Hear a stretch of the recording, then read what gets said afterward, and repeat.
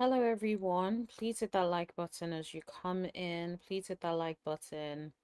Sorry, apologies. We've been tardy today. I know I haven't come live as I would normally at this time, but hit that like button as you come in. Everybody, hit that like button. We have a lot to talk about today. Please share this video as well, just so that other people can participate. Today is going to be a fun show, and I'm very, very excited about it. I hope you guys are too. We have lots to talk about, lots to get into. I have some notes here, but the big thing I actually want to happen today is for you guys to come live and come on, call in, and join in the conversation. Okay. So I actually wanted to put Porsha and Shamea in my background, but I don't know if that is coming up for you guys. It may not be, but that is okay. Um, Hit that like button, everybody. Hit that like button. I hope you guys are doing well. I'm just going to give you guys some time to join in. Hit that like button. Um, 1 second, everyone. Let me know if you guys today, let's do something different. As you guys hit that like button, just let me know in the chat if you hit that like button, just so I know that you've hit that like button before we get into it. Okay, so this live, I really want to talk about Shamea and Porsha in a lot of detail. And I actually also want you guys to be able to come on live and talk about your views on the whole Porsha and Shamea of it all.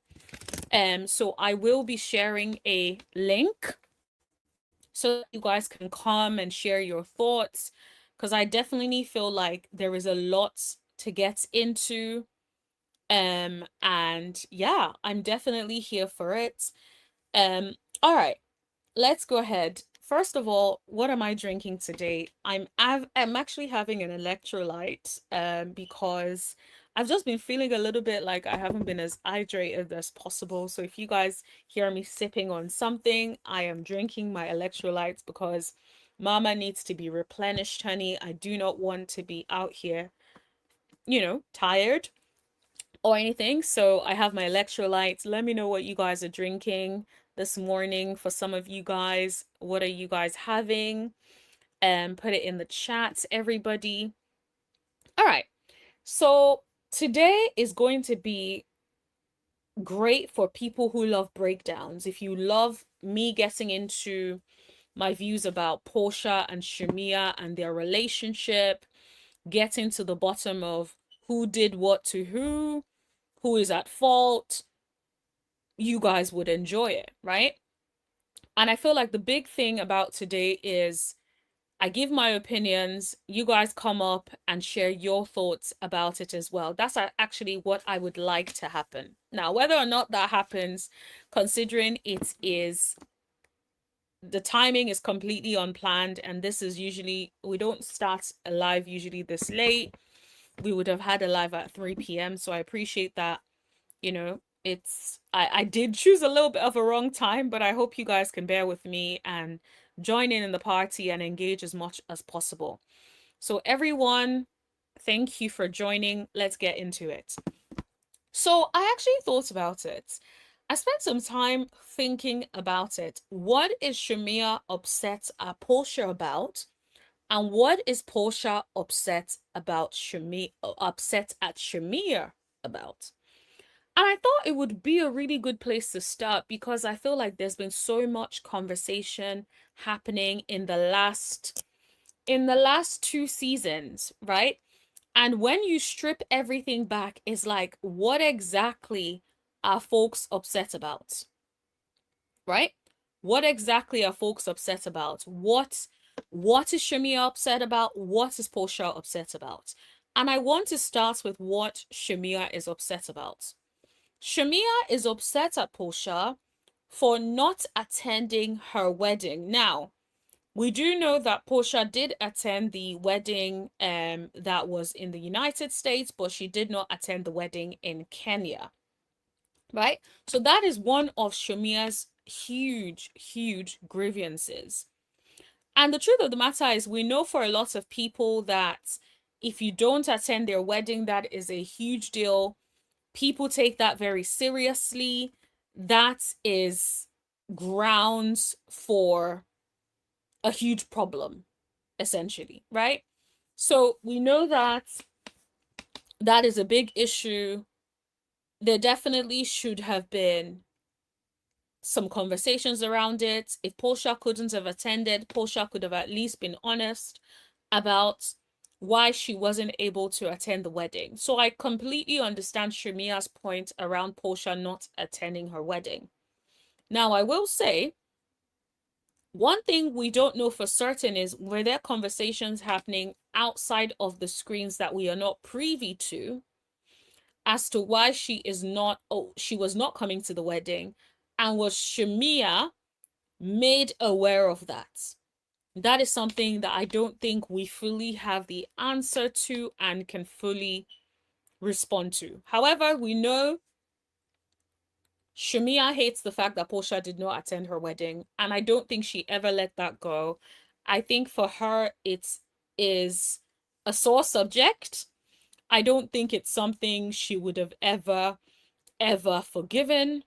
I think it's a sad situation, because it's almost like you really, you want your friend there, and I really get it. But if your friend wasn't able to attend and you then choose to still be friends with this person later on, then it's like you chose to still be friends with this person.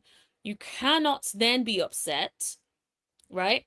You cannot then be upset if it is a situation where you chose to remain friends with this person. However, that is Shamea's grievance.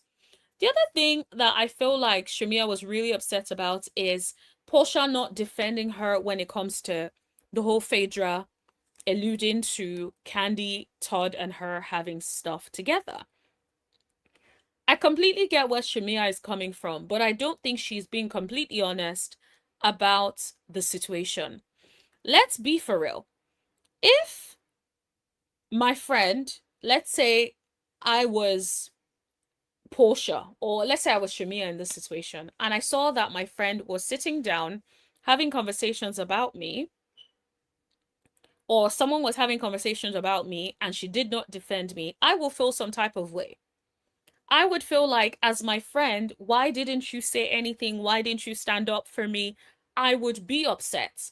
I would not like a friend who is there listening while someone is chatting ish about me and has nothing to say. I would be completely pissed off by that. And so I completely get where Shamea is coming from on that point. However, she did the same thing. There was a scene at Candy's office, and I don't know if you guys remember the scene, but there was a scene in Candy's office where Porsha and Shamea, where Porsha was the topic of conversation when it came to Candy and Candy's employees. She did not say anything. There were points where they were calling Porsha all types of things. All she did was sip her drink and said nothing, right? That's also nothing. That's not something that a friend does. So I genuinely feel like on both ends, they have dropped the ball when it comes to this friendship. They have dropped the ball when it comes to how to show up for a friend. If we're being completely honest, this is not how you show up for your friend. There is no way on God's green earth my friend or someone will be talking smack about my friend, right? My actual friend, not an acquaintance, not someone that I've relegated in my mind. And I will sit down, right? And just be there like, oh, well and good. It's all good. None of my business. Ain't got nothing to do with me. No, of course not. Right? That would be a problem. And so that's why I feel like people always bring up the fact that Porsha said nothing, but people also don't remember that Shamea also said nothing. And I think that it's it just doesn't track as what you do in a friendship, in a relationship. There's never ever going to be a point where it is okay for someone to dog your friend out or talk about your friend like a dog, and you absolutely are ignoring or saying nothing about it. So I can get where Shamea is coming from in that situation, but I could also get where Porsha is coming from in that situation, because I think they did the same thing, right?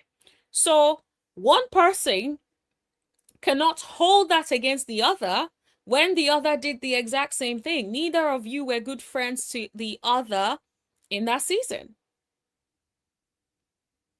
right? The other thing that Shamea kept saying and continues to say, let me just see the comments.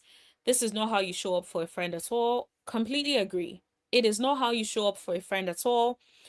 At the end of the day, if someone is truly your friend, the way you should show up should be different. Absolutely should be different. There is no reason for you to show up in that way, right? So if that's your friend, if this is who you ride for, that should really be it. This is who you ride for no matter what. Then that's who you ride for, right?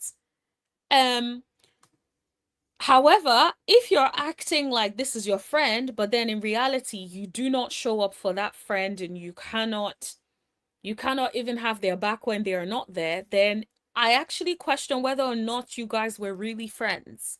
Because it's not one person that did that, both parties did that.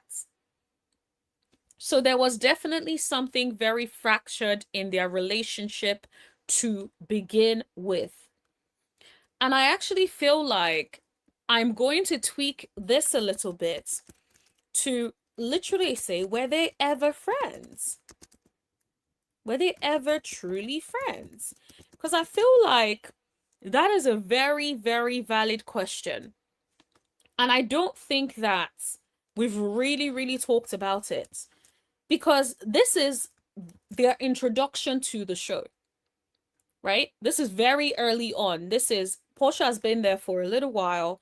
Shamea came, and yet, right, they both did not defend each other, which would make a lot of sense if you think about it in the context of what Shamea told Carlos King. Shamea shared with Carlos King that she was like, they weren't that close. Apparently, her and Shamea were not that close until when her and Porsha rather, were not that close until Porsha got on the Real Housewives of Atlanta after she was dealing with the divorce with Cordell. What does that tell you? If that is really my friend, I'm not necessarily going to wait until my friend is on a reality TV show for us to connect, right? I'm not going to wait for that. Genuinely, I would just be like, okay, that's my friend. We move on. It is what it is, right? Let's say, we probably would not have lost touch at all to begin with. It's not going to be I'm going to wait for her to get on the show for me to reconnect with her. That would not be the case at all. So it does look a little bit suspect to me. The other thing I thought about is, I feel like the other grievance that Shamea has and brings up a lot of times is around the fact that Porsha did not want her on the show. But my thing is this, that has been debunked so many times. Shamea even said with her own mouth last season, not the season before the last one, where she literally said that Porsha showed her receipts. That came out of Shamea's own mouth. She said that Porsha showed her receipts about wanting her on the show and trying to fight for her to get on the show. Those were her words. It was, I believe, at the Go Naked um party that Porsha did last, not the season before the last. So if you think about it like that, if me, from where I'm sitting, I keep telling you I fought for you to get on the show, I've been trying to get you on the show for a long time, and you're still acting like I wasn't trying to get you on the show, guess what's happening? I'm ignoring the facts. I'm ignoring the facts. I'm just letting it go ahead and act like, oh, well, whatever, it is what it is. You know, I'm still going to decide in my mind that you didn't want me on the show, even though I've shown you proof that I wanted you on the show. The same thing goes for Andy. Andy came in and said, Porsha did want you on the show. Andy has been singing that tune for such a long time. Andy has been singing that tune for such a long time. When I say such a long time, such a long time.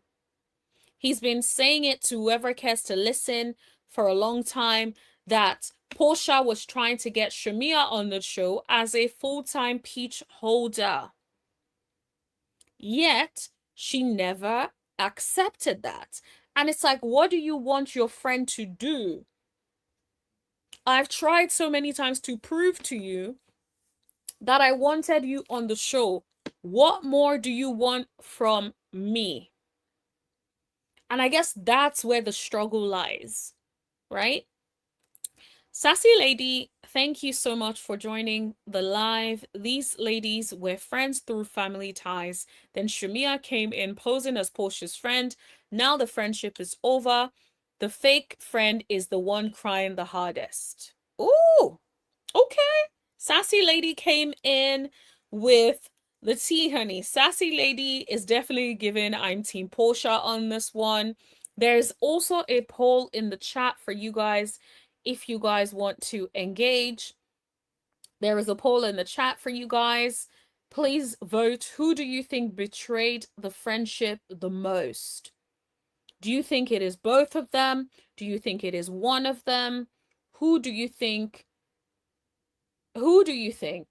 betrayed the friendship the most? Please vote in the chat. And guys, as you comment, please hit that like button. I know this is not usually the time that we go live.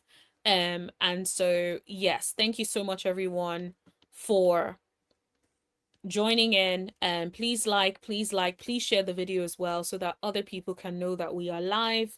And please also, I can see some of you listening, please also engage in the comments so that other people can know that we are live as well. That really helps with the algorithm. Thank you very much. Okay, so thank you, Sassy Lady. Thank you for joining. Really appreciate it. Yes, I never do a live at this time, so yeah. Thank you so much for joining. Really appreciate it. All right. So, if you think about it in that sense, right? Shamea's biggest issue is Porsha didn't want her on the show, which we've debunked. Andy has debunked it. Everything has been debunked so many times. It's like, what more do you want, honey? What more do you want? Right? And then Shamea decided to bring this to us. She came to us with the BS. Came to us with this receipt that is a non-receipt at the reunion. This is what gags me. If you look at this screenshot, the screenshot shows today. So this is this is premeditated, in my opinion. Now, everything I say on this channel is basically my opinion. I have no skin in the game. I have no issues with Shamea, no issues with Porsha whatsoever. This is just me sharing my opinion on Porsha and Shamea debacle, right? Because I feel like it really needs to be said. At the end of the day, if you look at this screenshot, she screenshotted it today. Today, right? Same time today, it says, I hope they give you what you are looking for. Good luck, right? So Porsha says that. And then if you look on the right, it says, so what does that mean and what are you saying? So that's what Shamea said. Right? Never mind, do what you do. We are getting there at 7:20 Havana. Right? Do what you do. That's already given, like, this is really what you do, but whatever. Right? Then you look at the next thing. It says, this is going to be hard that you have to go against me to get on the show, but love you, so be your ass there. So it's given Shamea was going to go and film, right, a party she invited Porsha's ex, and Porsha had an issue with it.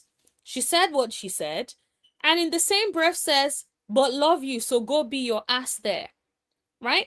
That is someone who is still like, I don't like what you're doing, but I know you feel like this is what you have to do to stay on the show, so let me be supportive and still let you know that I love you, right? Let me still let you know that I love you and stuff, right? But instead, here's what we saw, right? So I personally think, I don't know what Shamea was thinking this receipt was going to prove. Hey, for those who are just coming in, hit that like button as you come in and engage in the chat. Let us know what your views are. Are you team Porsha? Are you team Shamea when it comes to the breakdown of the relationship? Who do you think had more of the issues? Put it in the chat. Also, it's going to be a live call in. So if you guys have any opinions, I'm going to share the link for you guys to come up and share your views. So let me actually put the link in the chat now for anyone who wants to come up, and then I'll continue with my commentary. And then when you guys want to come up, just click on the link and let's talk about it. Right? If you see this receipt, it says, never mind, do what you do. We're getting there. This is going to be hard, but love you.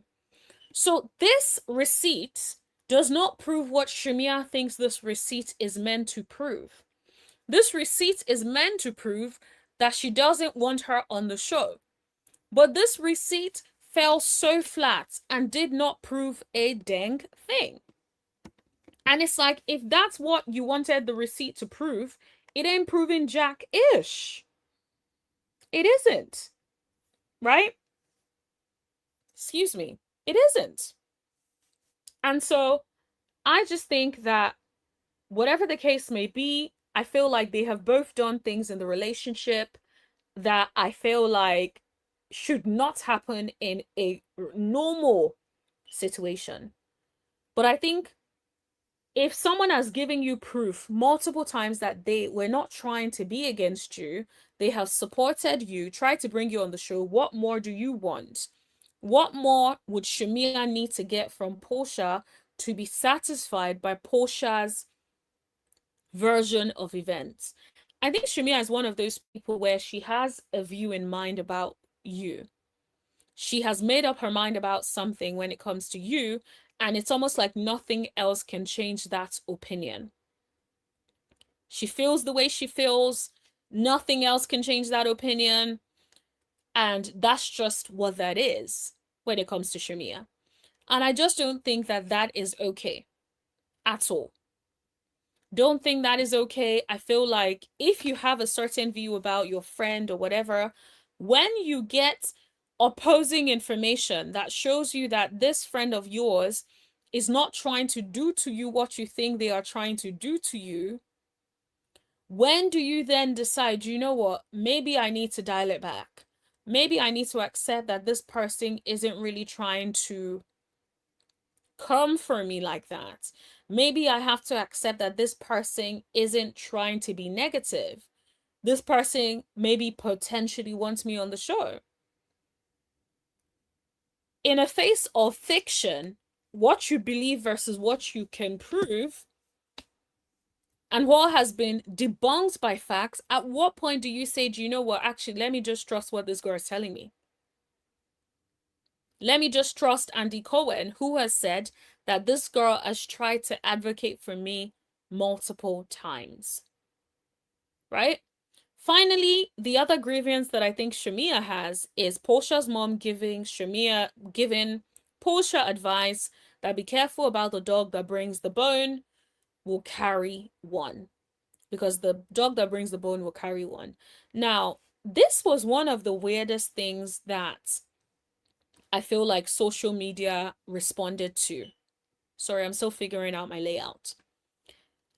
The gag about it is, it feels like social media feels a little bit like that means that Porsha's mom is calling Shamea a dog. Absolutely not. I'm quite surprised that people would think that, because it's basically a very common statement that your elders tell you when someone comes to you with information. They're basically warning you that just know, if someone is coming to you with information, they're also going to other people with information about whatever it is that you say.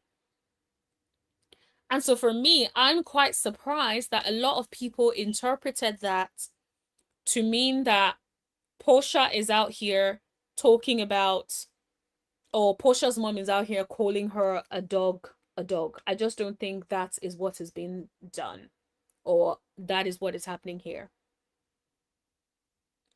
Guys, 1 second. Give me a second, please. 1 second. Please hit that like button, everybody. Give me a second.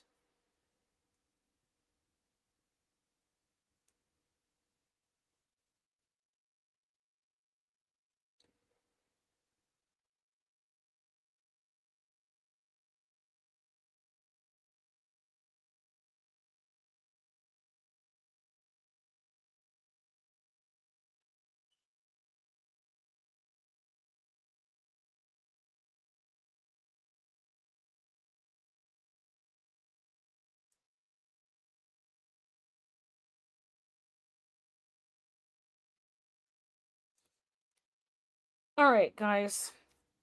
Okay. So I have covered what I think Shamea's grievances are, my opinion on what, those grievances are, whether they have been debunked. And now, in terms of Porsha's what Porsha is upset about, and I think for the people that constantly don't really understand what Porsha could be upset about, what Porsha is upset about, one, Shamea speaking to other people about issues with her. If I think that I and my friend are cool, remember before Shamea came onto the show, Porsha and Shamea were hanging out heavy when Porsha was going through the divorce. They were constantly out together. Imagine that. Imagine I'm constantly out with you whilst going through a divorce, thinking we're good, and then you come on the show you've been trying to get on, that I have been endorsing for you to come on. Then you come on the show and you're talking about me, to the point where you actually start having not just private conversations about me, you are also showing people text messages that I've sent to you privately. That does not make any sense.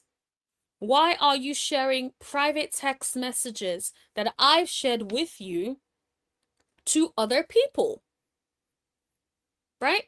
It just does not make any sense. Like, why does anyone think that that is acceptable? Okay, I heard a knock on my door, but I think someone is downstairs. All right. So my point is, like, why would anyone think that that is acceptable behavior? At the end of the day, why are you talking about me to these random people that that I have that are my coworkers, right? It just doesn't make any sense. It really doesn't make any sense. I don't think that that's what anyone, I know if my friend was doing that, I would be so pissed. Then if I thought we were good, and then you come on the show and you want to address something about why I didn't come to your wedding years ago, and have a sit down with me on TV, on camera, I would be upset as well. Right? And so I feel like a lot of people are caught up in Shamea's hurt because Shamea is the one that keeps talking about being hurt, talking about how upset she is, how sad she is, how this, how that, and all of that. But then people are missing what Shamea has also contributed to the demise of the relationship. If anyone was showing private text messages that my therapist said to me, right, and literally was showing it to a bunch of people or to even anyone, I would be upset. And so I completely get Porsha's grievances when it comes to the text messages, when it comes to, remember, earlier season, she was showing Sheree Porsha's text messages. I just shared one of Porsha's text messages that she screenshot on the day of the conversation. That is someone, right?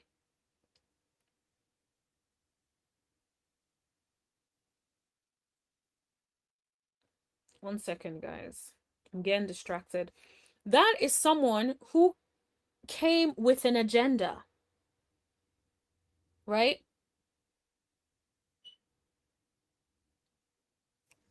Also, please, when we're telling people to hit the like button, we need to say please, not do well, please. Guys, please, apologies. Please hit that like button as you come in. Please share. We need to make sure we're very, very careful. And also in terms of comments, I think, yeah, to the mod in the chat, let's use comment from your account, not mine. Please, thank you. Okay. You're right, but it's also important to understand the context of whatever is being said. The mother should have explained her context. Well, to be honest, I don't think the mom needed to explain anything because the mom literally was saying to her daughter, a dog that brings the bone will carry one. The daughter understood it. It was a conversation to the daughter. It wasn't a conversation to a group of people. So that's why I don't necessarily think the mom needed to explain her context at all. It was her just it was her just saying that, right, to her daughter. At the end of the day, you should be able to give your daughter advice without it being a like a private thing or without it being an issue.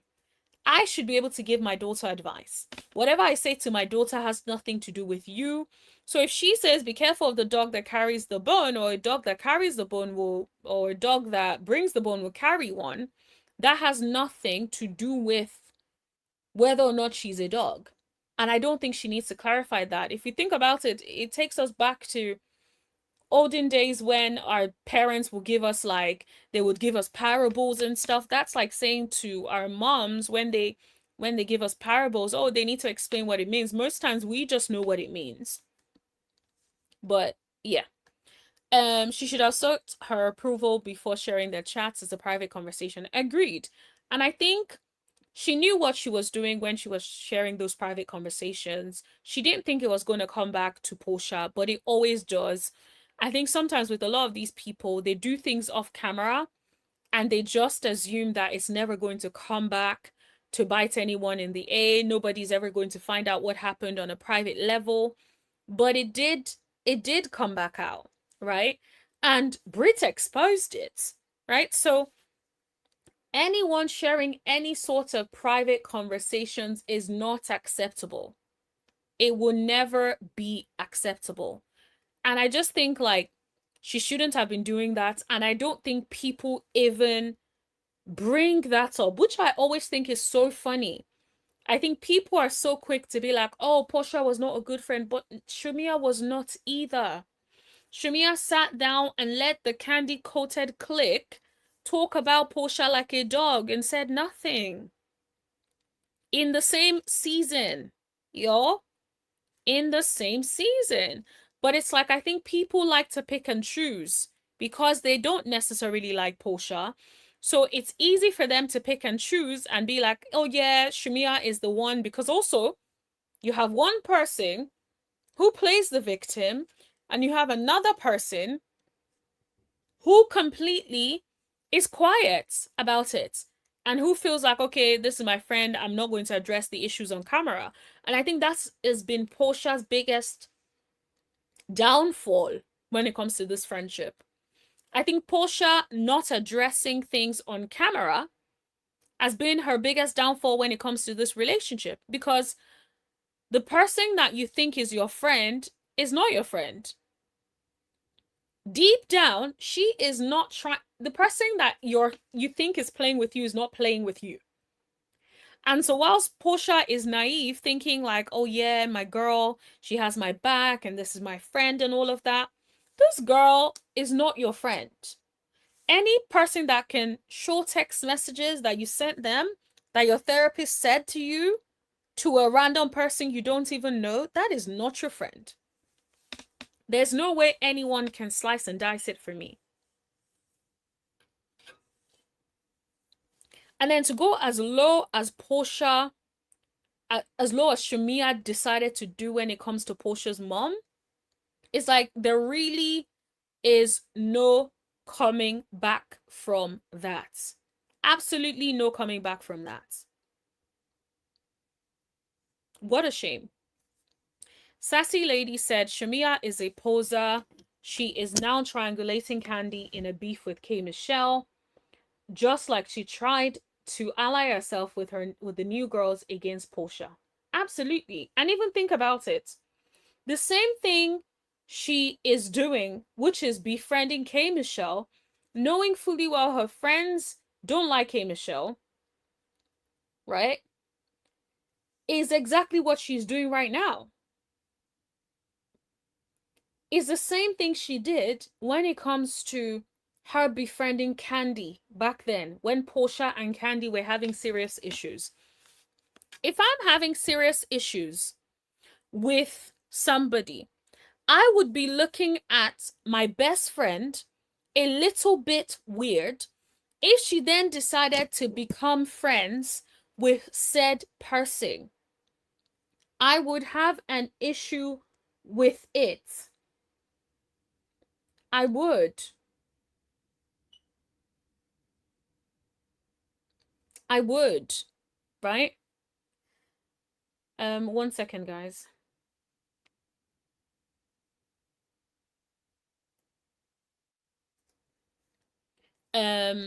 Okay.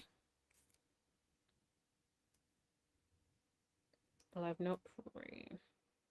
1 second, guys. I was just saying something to my mod. All right. So Sassy Lady says, by the way, I'm not a Porsha fan. I like her on Real Housewives of Atlanta, but trust and believe she has many issues and character flaws as well. Loving your commentary, though. Spot on. Thank you so much, Sassy Lady. I really appreciate it. And here's the thing.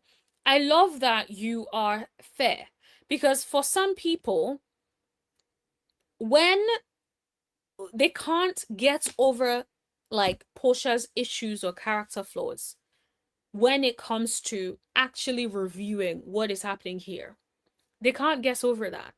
And the thing is, someone can be a horrible person in certain ways or have certain character issues, but that doesn't necessarily mean that they are always to blame fully in every situation. That is why I started the live explaining the things that Shamea has an issue with, the things that Porsha has an issue with.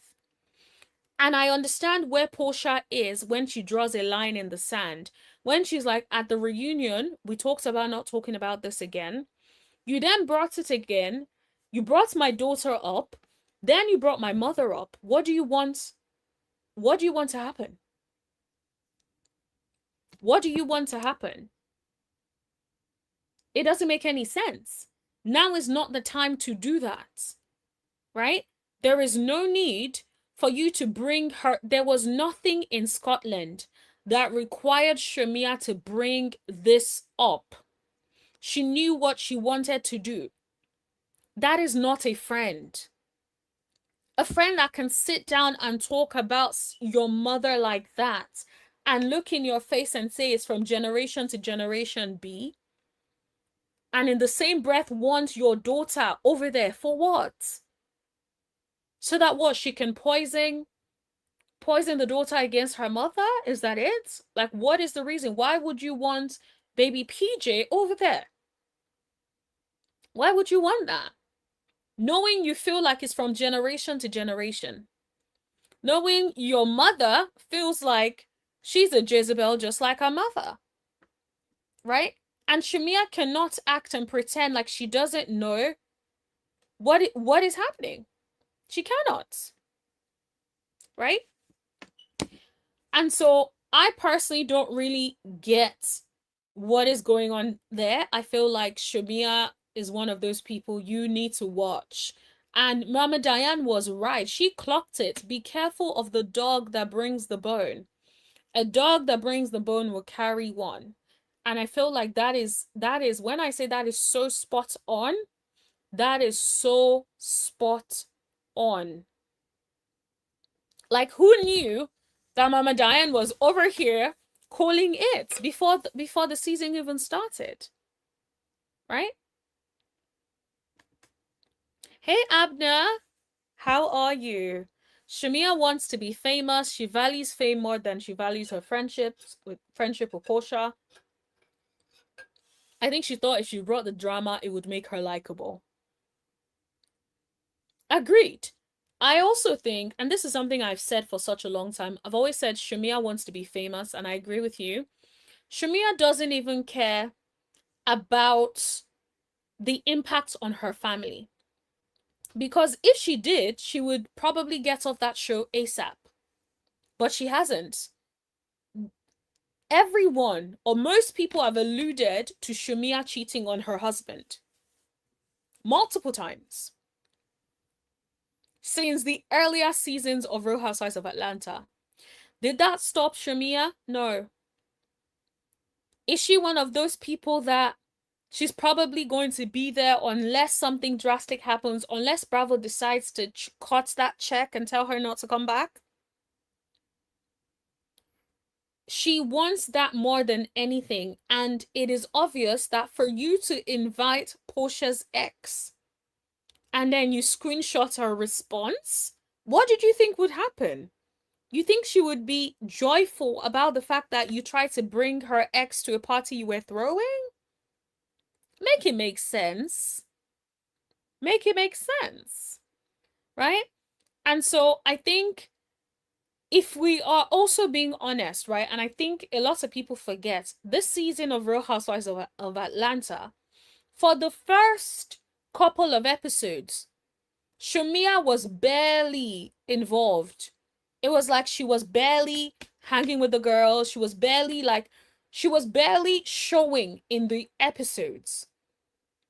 There was nothing iconic. There was nothing. It was like she wasn't showing up to work. It was like she was a background character. And it wasn't until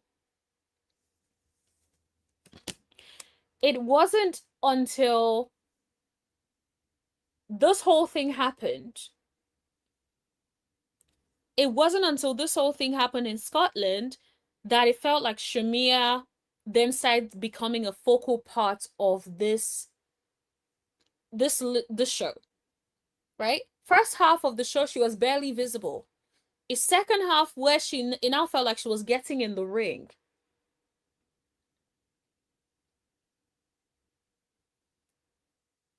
Right?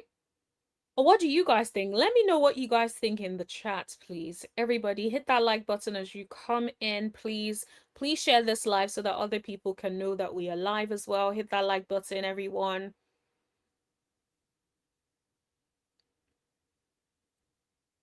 Hit that like button, please. Let me see how many likes we have in the chat. I don't think the likes are matching the amount of people we'll have in the chat.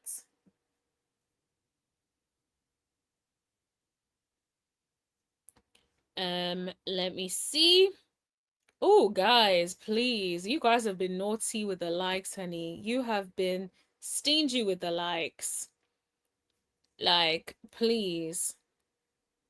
Hit that like button, everybody. Don't be stingy with the likes, everybody. Please hit that like button. Please and thank you. Hit that like button, everybody. Let's bring this back up. Hit that like button, share button, please. Like, if you're enjoying the content, thank you, Sassy Lady. Let the folks know, please. Hit that like button, y'all. Like, it's a free way to support the channel. Just hit that like button as you come in. You guys know we give you good content over here. I break down behavior, I analyze behavior, I call out your faves, regardless of whether or not I like them. I'm focusing on behavior.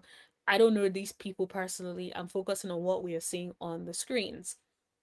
All I ask, hit that like button, please. Thank you very much as we get into what we're talking about. All right. Let me see what you guys are saying in the chats. I feel like Shamea carried years of hurt from Porsha skipping her wedding in Kenya and feeling sidelined. That resentment is always going to explode eventually. I agree. I definitely think she held on to that. I think she has a lot of resentment towards Porsha. A whole lot of resentment. I don't think she ever let it go. I don't think she would ever let it go. Ever let it go. And the thing about friendships is, in friendships you will do something to hurt your friend at one point or another. It doesn't matter if it was intentional or not. There would be a point where you would do something to hurt your friend. The thing about it though is, can you move on from it? Can you talk about it? Can you resolve it? Can you move on? Continuing to stay in a relationship where you are resentful of somebody and then still calling them your best friend is diabolical. It's diabolical. You really, it's like, what are we doing? Right? Absolutely diabolical. You should not be remaining friends with someone that you have that much resentment towards. That's not to say like, okay, your friends won't upset you. There may not be something. There's usually something that your friend has done to upset you at some point. However, to have that level of resentment where it comes across as you hate them and you want to push them out of their spot so you can take over, yeah, now that is problematic in my opinion. Katrina says there is no like button to select. There is. So there should be a thumbs up and a thumbs down button. So if you just click on the thumbs up button, please, that would really be appreciated. Thank you very much. Yes, please support the channel. Also, everyone, say hi to my new mod, Ajijola. So just say hi to him. Ajijola is in the chat. Say hi, Ajijola. Thank you so much for being a mod of the channel. Really appreciate it. He's still getting a hang of it, so be nice, y'all. Okay. Let's see. Let me make sure I haven't missed some comments. Remember, Shamea befriended Candy during John Gate. Shamea has been a snake. Exactly. And this is what I feel like people continue to miss. Anyone that befriends someone that does not like you, that feels that strongly against you, that is not your friend. It's the same way she's befriending K. Michelle, knowing fully well her friends don't F with K. Michelle. That is a very odd and weird thing to do. I would never do that. I will not go out of my way to become friends with somebody that my friend that is constantly in friction with my friend. I'm not going to do that. What would the point be? What's the reason? What could the benefit ever be for me to be friends with somebody who clearly does not like my friend, who is very vocal about not liking my friend? Right? Katrina. Katrina said, I would love to support your show, but there is no like button on my page. That's absolutely fine. Maybe it's some sort of setting from your end. But one thing I want to say is you leaving comments in the chat is a huge support. And it really does help. So if you can let me know your views by putting it in the chat, or if you want to join and come up here and talk to me, I don't bite. I'll put the link in the chat. So just click on that link if you want to come and share your views as well. I really wanted it to be a conversation where I talk and you guys talk. But I feel like you guys are putting me to work, honey, because nobody's clicking on that like button or on that, not the like button. Nobody's clicking on that link to come up and talk. So please click on that link to come up and talk so that you guys can say your views as well. Because I'm just like, you all are putting me to work, honey. Hit that link, come up and talk to me. Do you think that these people were ever really friends? Do you think they were ever truly friends? Who do you think is the most to blame when it comes to the breakdown of this relationship? Do you think it's Shamea? Do you think it is Porsha? Right? Put it in the chat. Who do you think it is? Click on the link, come up and talk to me. Also, if you disagree with anything that I say, I do not bite. Click on the link and come up and argue with me. Okay? All right. Let me see what you all are saying. Shamea is a Taurus. They can be stubborn and resentful because they internalize a lot of their feelings. Oh, interesting. I do not know much about zodiac signs, but that is a very interesting concept. I will say Shamea definitely internalizes a lot and is resentful. Absolutely resentful. I don't think she can help herself. And I think that if she doesn't fix that issue, it will continue to show up in all her friendships. I think the reason she probably still has friends is because the friends that she's talking to other people about are not running it back to those people. I think that's probably the reason she still has friends. Because I feel like because she's also non-confrontational, she is not going to say it to your face. Instead, she will tell everyone who cares to listen how you are such a bad friend, but still be hanging with you. And I feel like from where I'm sitting, I feel like that's dangerous. I would rather know where I stand with you, know you don't like me, you don't see it for me. I would rather know that for a fact and know where to place you. What is worse for me is feeling like you are my best friend in the whole wide world. And I am so happy to have you, and you are so supportive of me. And then I find out that you are also part of the people that are talking about me and my husband, me and, the divorce and everything, or anything else that she was talking about. Ajijola says, that's the exact reason Porsha struggles to trust her, because between Dungeon Gate, showing private sex to Sheree back in the day, and now Shamea has constantly played both sides. Agreed. You hit the nail on the head. Because if you think about it, with all of that, right? If I feel like you are showing text messages, you are intentionally linking with the op, yet you call yourself my best friend, I would be looking at you a little sideways. I'm not gonna lie.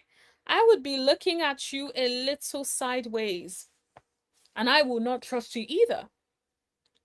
And also, we found out that Porsha actually told Shamea to not come for Phaedra to begin with, yet she did.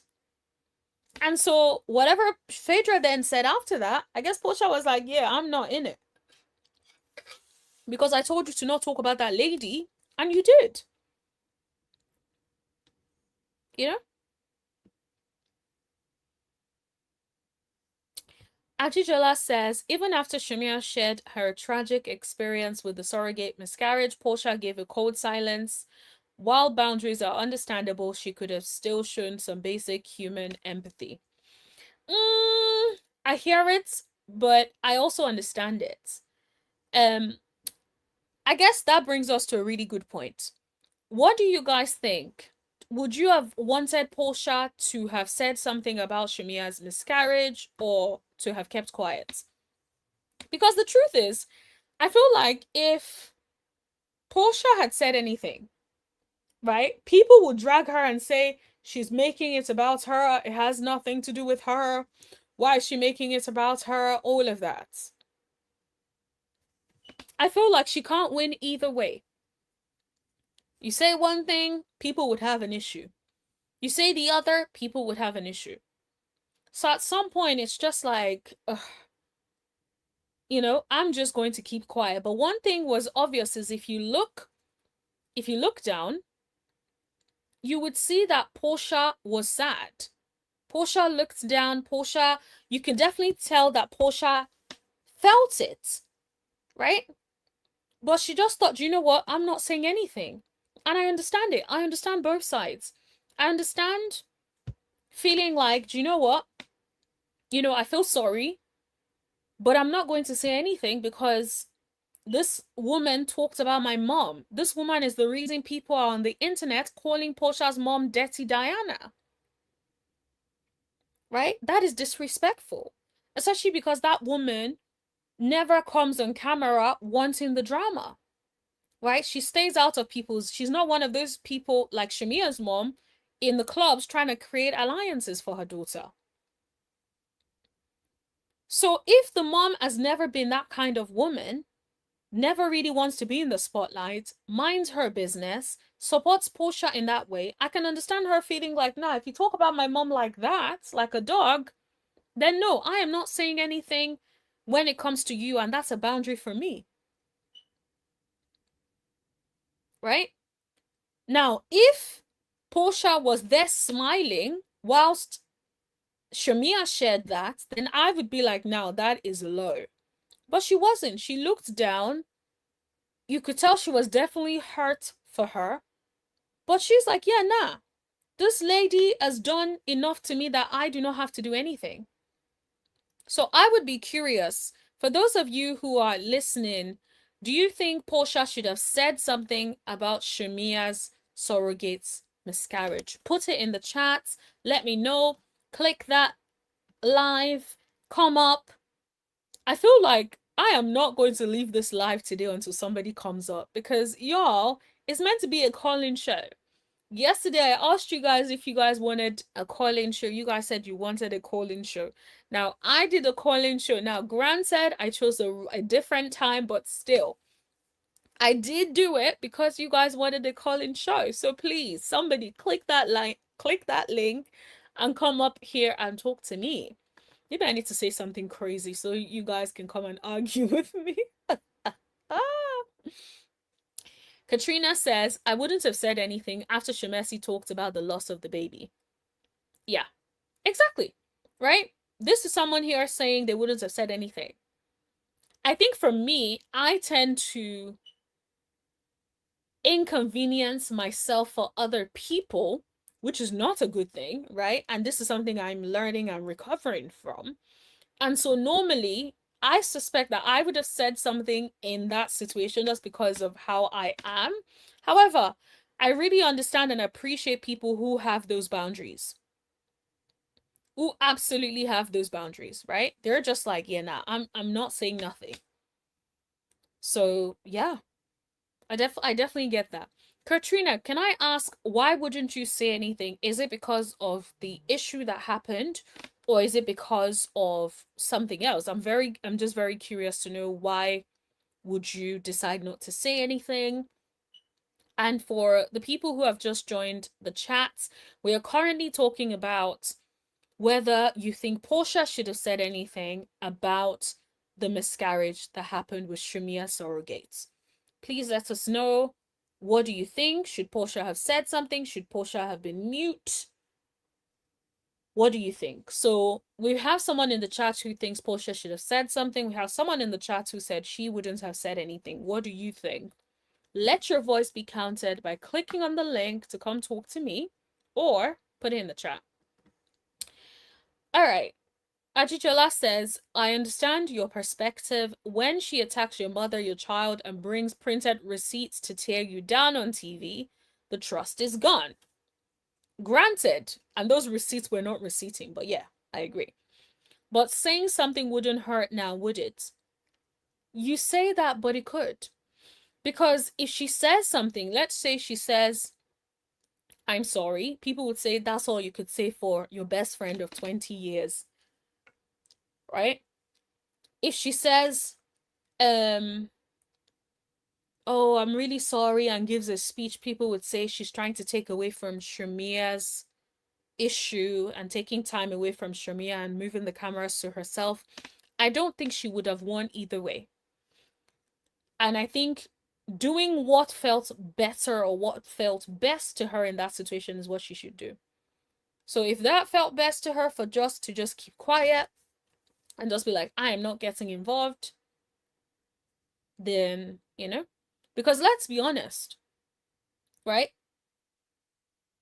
The way Shamea may have taken this miscarriage is probably the way Porsha takes it to say the things that you said about her child and her mother, right? So I just feel like we can say what we personally would do in that situation. However, the truth of the matter is, until you are in that situation and this is like maybe the one thing that is a boundary for you, I don't think we would necessarily be able to grasp, or I don't think that we can necessarily grasp the fullness of how she could have felt in that moment.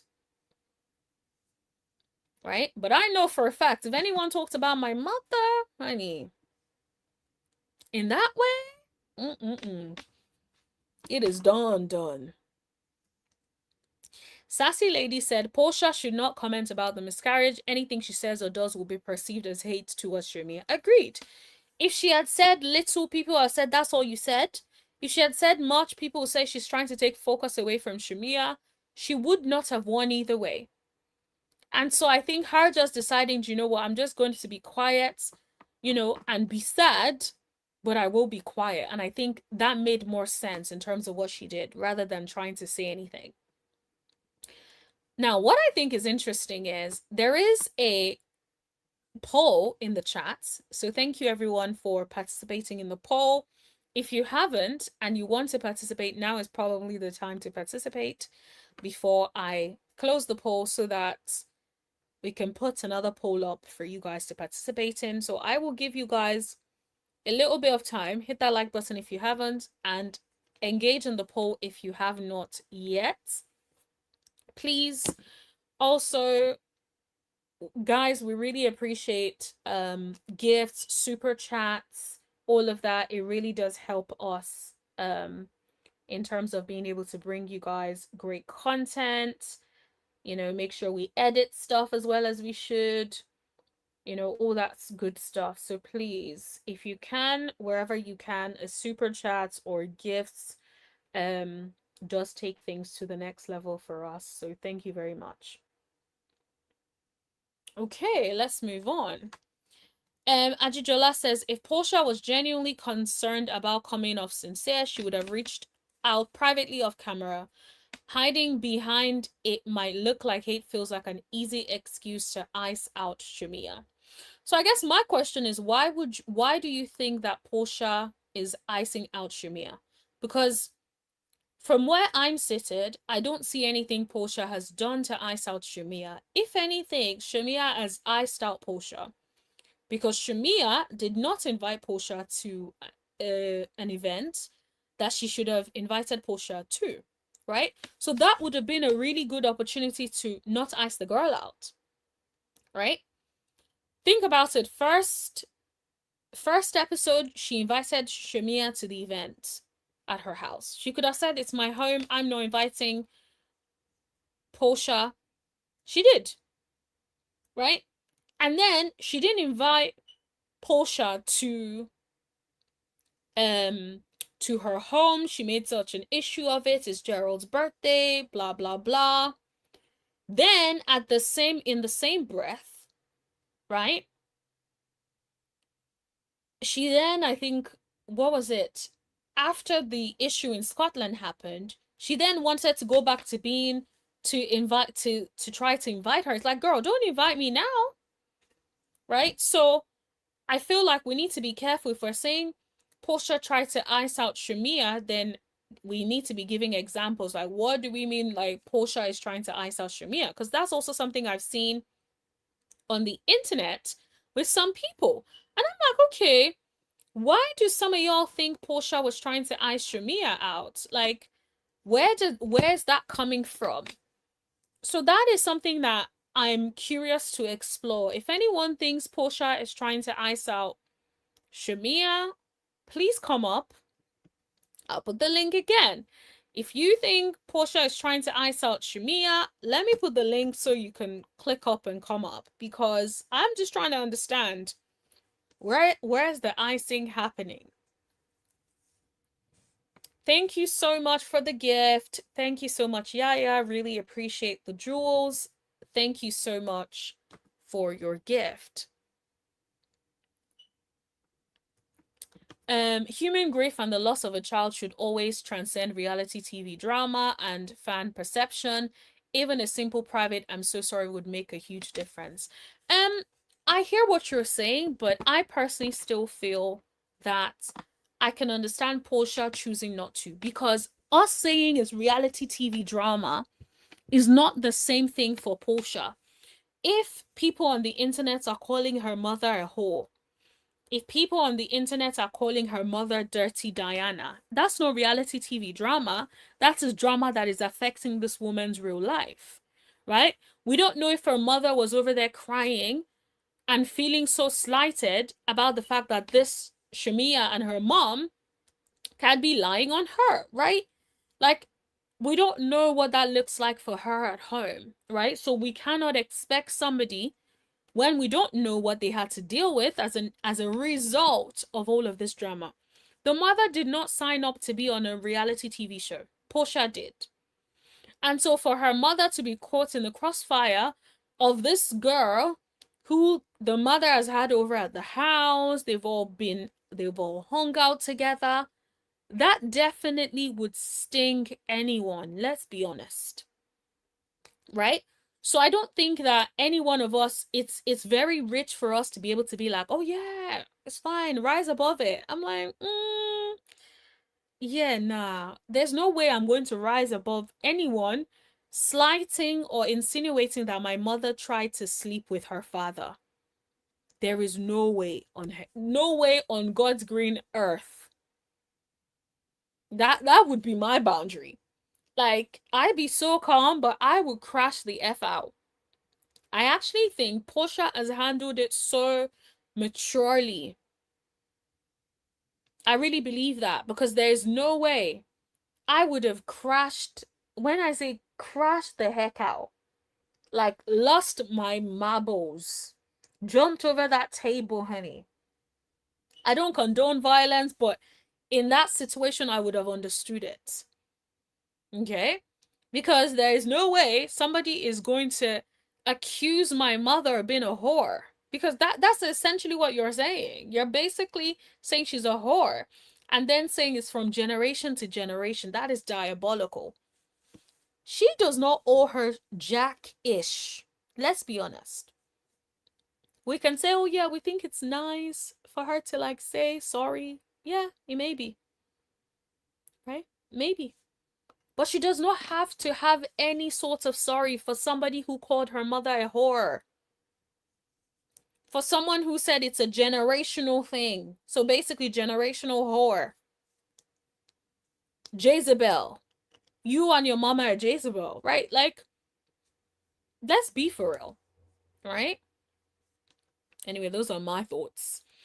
But guys, hit that link, hit that link, hit that link, hit that link. Ajijola says, Shamea has always shown up for Porsha. Shamea didn't ice her out. She finally stopped being the one fighting for the friendship. I disagree. I personally think Shamea has not always shown up for Porsha. Let's be honest. Just because somebody does not come out to say the ways that somebody has not shown up for them does not mean the person has, right? And I think we need to be very, like, because Porsha is not as vocal as Shamea is. Never has been when it comes to their friendship. She doesn't come out on the internet to talk to us about how her friend has failed her. Right? And I feel like that's why it's so easy for us to say Shamea has always shown up for Porsha. No, she hasn't. To come on a show when your friend is going through a divorce and to be talking smash about your friend while she's going through a divorce, a public divorce, with a man that you encouraged her to deal with in the first place, right? Yet you came on this platform, and the first opportunity you got to be on the platform with her, you were talking smack behind her back. No, that is not how you show up for your friend. Even if your friend did something wrong to you, that you're like, oh, okay, maybe I'm still holding back or holding on to her not coming back to my wedding or coming to my wedding. How many years has it been? Shamea didn't even go to Porsha's Nigerian wedding. She went to one, right? So I feel like it's one of those things where it's like, no, we can't say yes. We can be like, oh, Shamea didn't ice her out.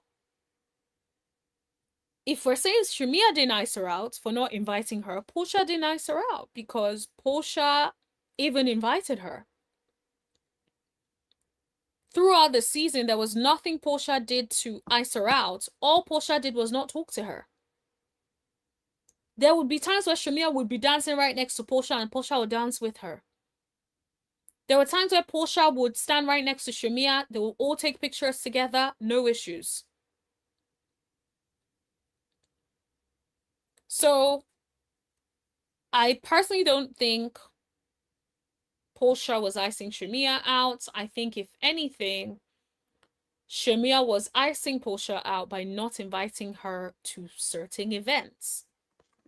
Right? If at all anybody was icing anyone out.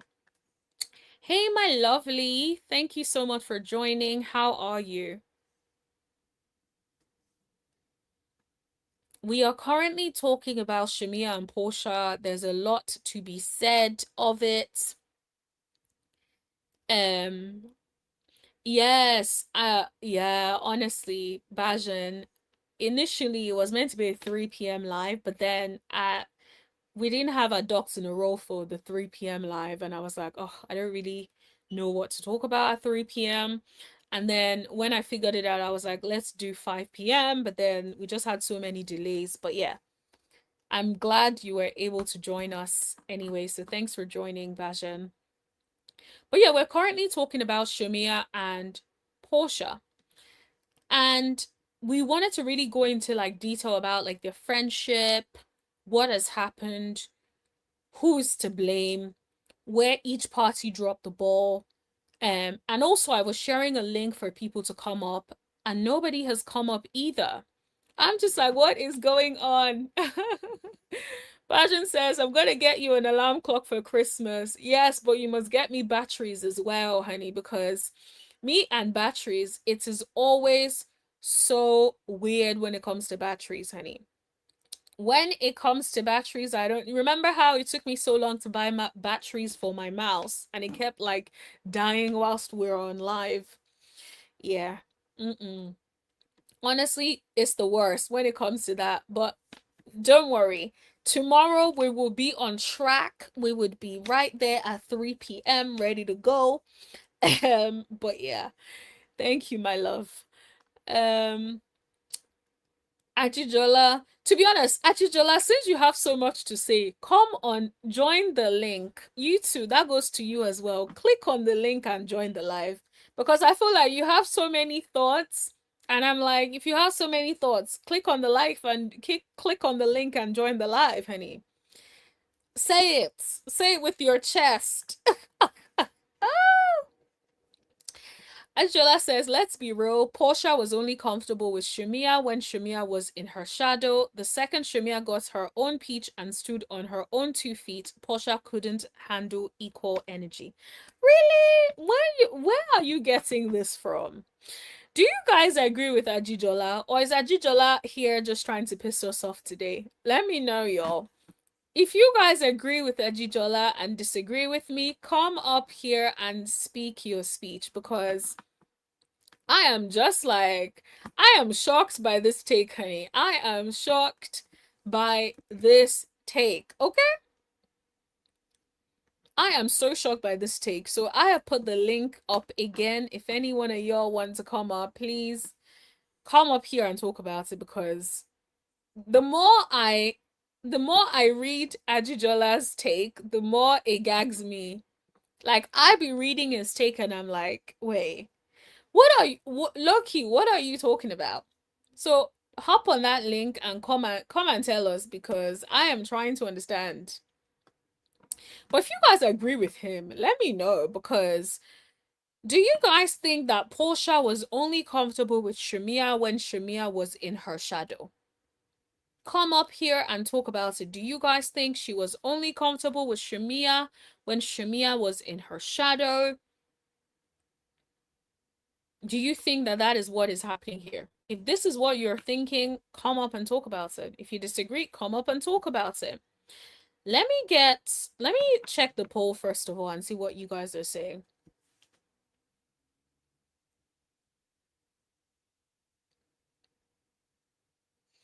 Let me come up and see what you guys are saying. Let me see the poll first of all. The poll says, who betrayed the friendship more?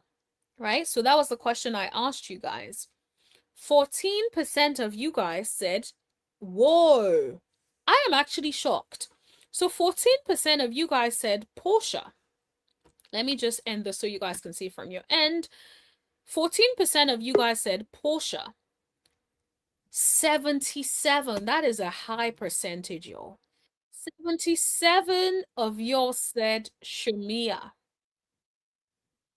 77% of you guys said Shamea.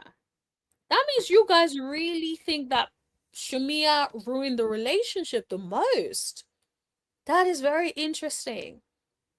I'm quite surprised that we got, like, I figured that we would get like, some. Oh, we have someone who has joined. Hey, Santa. Hi, Santa. You're on mute. Town Hello. reviews and recaps. Hey, Hello. how are you? I good. I'm Sassy Lady 2025. I don't know why it showed up as Santa when I entered the studio. Oh, okay. No worries. Thanks for joining in. How are you? Good. How are you? I'm good. I love your voice. Thank you. You're Look, welcome. I'm gonna jump right into it when it comes to this Please. Shamia and Yeah. Porsha friendship debacle. Like you've been stating, I want people to go back to the beginning. Mm, Shamia came in as a friend through their mothers. These two ladies were entangled because of their mother's friendship. yeah. And when that went awry, these two ladies did not really move around with each other or even run in the same circles with each other. Shamia Mm, made it very clear she came back into Portia's life when she was going through a divorce with Cordell. And I believe that was Portia's second season on Real Housewives of Atlanta. So mm, to me, he already came in with an agenda. mm. Because why, after all these years, are you coming back around me when I'm going through the hardest time in my life, trying to befriend me and also trying to show up on camera with me? Because Right. Shamia had also filmed with, she also admitted that she filmed with other people on Real Housewives before she began filming with Porsha. But none of those women that she filmed with made the show. Only Porsha was on the Mm, show. mm. So Right. Shamita has always had an agenda. And to me, she was never a genuine friend. Neither Mm, one of the ladies to me were genuine to each other at points in their relationship. But if we're agreed. talking about who's the fakest friend, to me, it's Shamia. Mm, right. I completely agree with that. I think you're right. I think you hit the nail on the head. She has tried multiple times to get on the show. And I think as soon as she saw that Portia came on the show, she saw it as an opportunity. Let me reach back out. Let's get Yep, back to friends so I can yep, come on the show. But the thing is, if that is your agenda, right, that is okay. But don't come in here talking to us and making it seem like this girl is doing you dirty, that this girl is your best friend when you know you guys are exactly. not best friends. That's where she loses me as an audience. Well, that's why I called her a poser, because I believe she poses as people's friend. I mean, her beginning tagline when she first came on to RHOA was, "I'm Atlanta's best friend." And I Mm, just was like, no, because a friend to everyone is a friend to no one. You can't hallelujah. be Atlanta's best friend. Mm-hmm. And she posed as Portia's friend. To me, she's posing as Gerald's wife because she doesn't behave or act in the manner of what a wife should be. If Oh my my God. husband is worth $200 million, I'm Mm. not going to be running around the city of Atlanta in hookah lounges with my mom at 2 in the morning. Ooh, It's ridiculous. And I'm so sick I'm listening. of it. It's just crazy to me. Yeah. I think that has always been a weird one for me, especially because she's also married to an African man.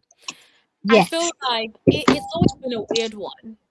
The fact that, first of all, she says she didn't do a BBL, but something was done to that body. Whatever it was, something was done.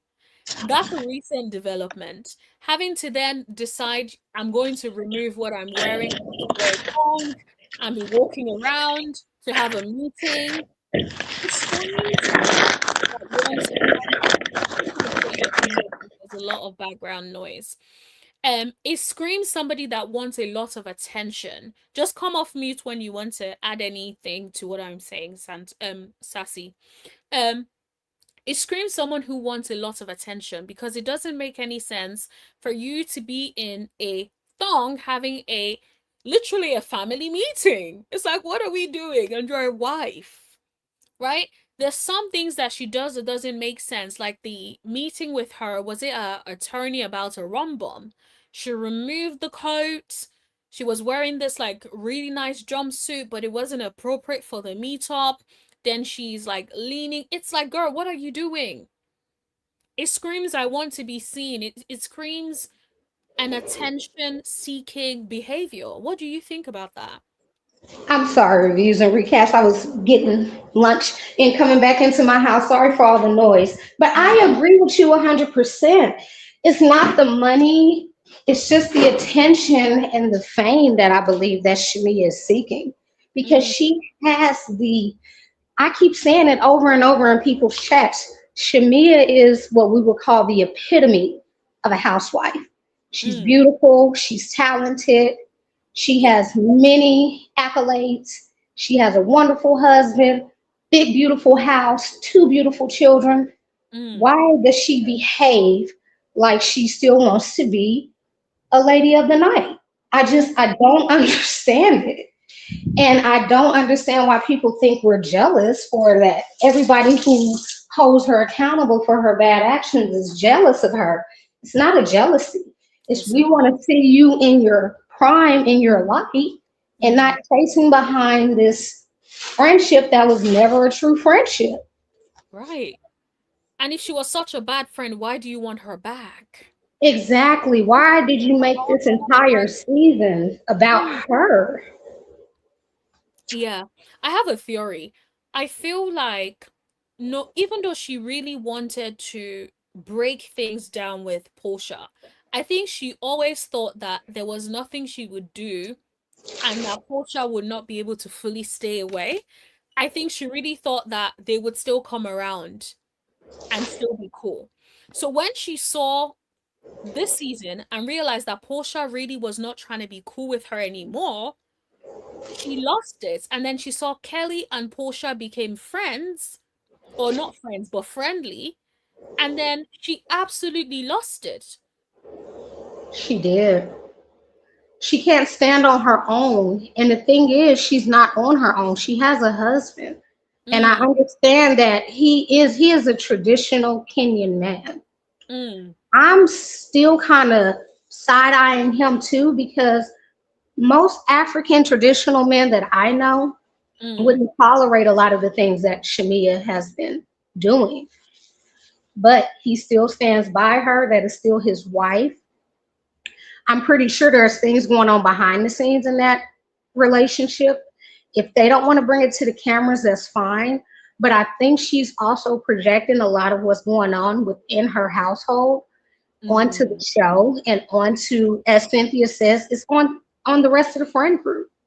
A lot of the beefs that she started with the other ladies outside of Portia, to me, they just came out of nowhere. yeah, they did. It's like she's projecting those internalized feelings that she's having, whether it's in her relationship, whether it's with her family, or whether it's just in her other friendship groups. It just seems like she came on and projected those feelings onto these ladies. And Yeah. it's not fair to the cast. It wasn't fair to us as viewers because 100%. I wanted to see Shamea housewife. When she first came on last season and Gerald had that party and gave her that car, I was like, yes, Shamea, yes, give me housewife, give me rich That's what housewife. I want to see. That's what Exactly. we wanted to see. We were all rooting. And my Tyra Banks boys, we were rooting for you. And you flopped. And I thought this season she would come around and redeem herself, but it was a big flop again. And Mhm. I'm just tired of people saying, oh, y'all are just jealous of her. She's misunderstood. No, we see what we see. She's Yeah. going on interview after interview, talking about Portia, talking about the other ladies, talking about everything but her own life. And that's what we don't understand is if she's this like epitome of a housewife, we want to see you housewife. We don't want to see you cry about this friendship anymore. Yep. We Enough is don't enough. Yes, we don't want to see you try to ally the girls. We don't want you plotting and manipulating and whispering in K Michelle's ear and just doing all this weird stuff behind the scenes. It's Mm. not us misunderstanding, it's us seeing that she is a manipulator. And when things blow up in her face, she doesn't want to be held accountable. Then she's a victim. We're Mm. over it. We're just over it. Absolutely. Absolutely. We are tired of the victim mentality. I think she would have been more likable as a villain if she stood in it. Yes. If you stand in it and you're like, I said what I said, this Yes. relationship is over, so I will say how I feel about this. The end. Instead, she ran out of Scotland crying, talking about this is my family. She's bringing my family into it. That's her family. Are you okay? She Yeah, ignited that fire and then she ran away from the table like she didn't set it. I know. And that's what is so diabolical, which is why a lot of times when I see people shout about the fact that people hate Shamia and she's so misunderstood and we are colorists and all of these things, I'm just like, where and how do you not see what she does? My goodness. Yeah, I don't understand a lot of the fan base, a lot of Shamia's fan base. Like, it's okay for you to like her, but to not see what we are seeing, Yeah. to not see this is like you're intentionally choosing not to see it. That's the only explanation. Like, I don't Well, think there's anything anyone can tell me. Go ahead, sorry. well, honestly, can I be honest? And I think this is a lot of the audience. Mm, On Real Housewives of Atlanta, we have Kenya Moore, who is a beautiful chocolate Barbie doll.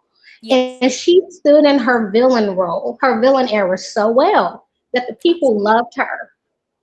I Mm, think what's going on now with a lot of women who view this show is they want to see a beautiful chocolate woman like Shamia be the mm, star, be the face. They don't want to see her in any bad light. They don't want any scrutiny around her. They want to see a housewife who is dark complected, beautiful, accomplished, married. They want to see her in the soft girl role.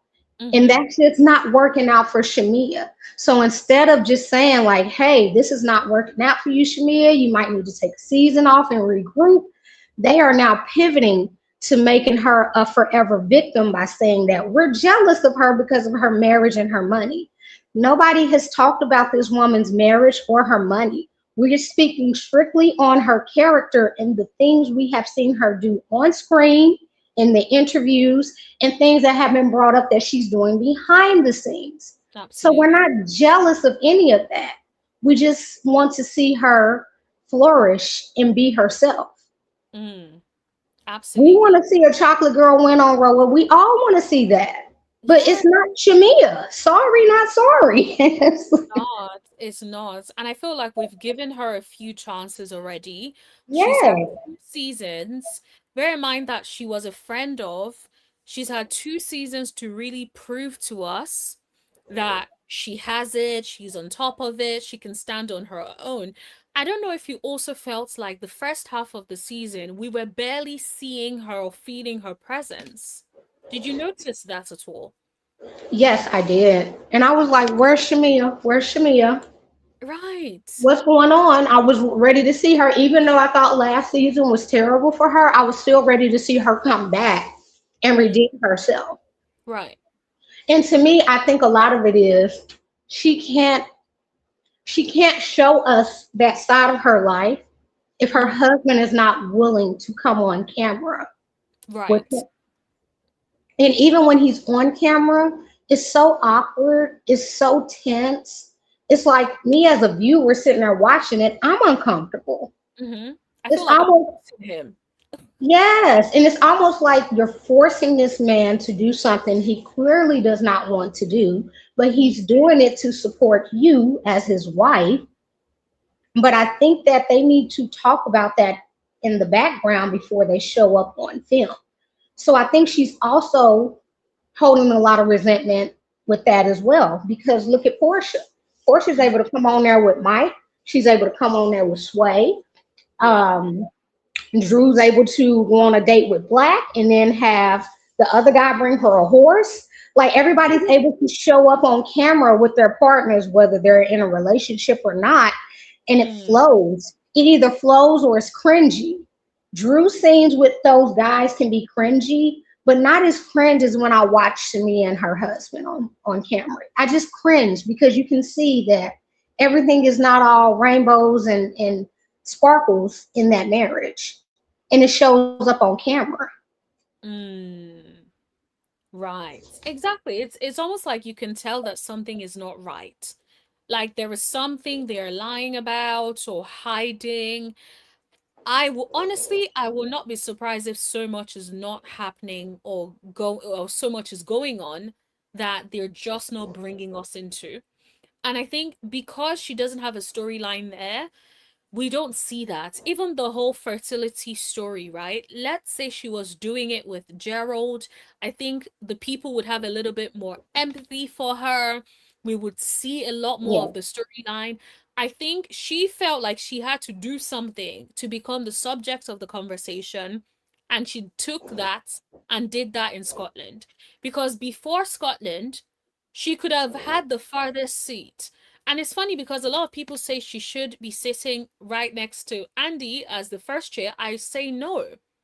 No. There is nothing that Shamia has done this season that warrants her getting first chair. Absolutely nothing. The first half of the season, she was barely visible. Everything in terms of visibility started for her with the Scotland drama. Let's be for real.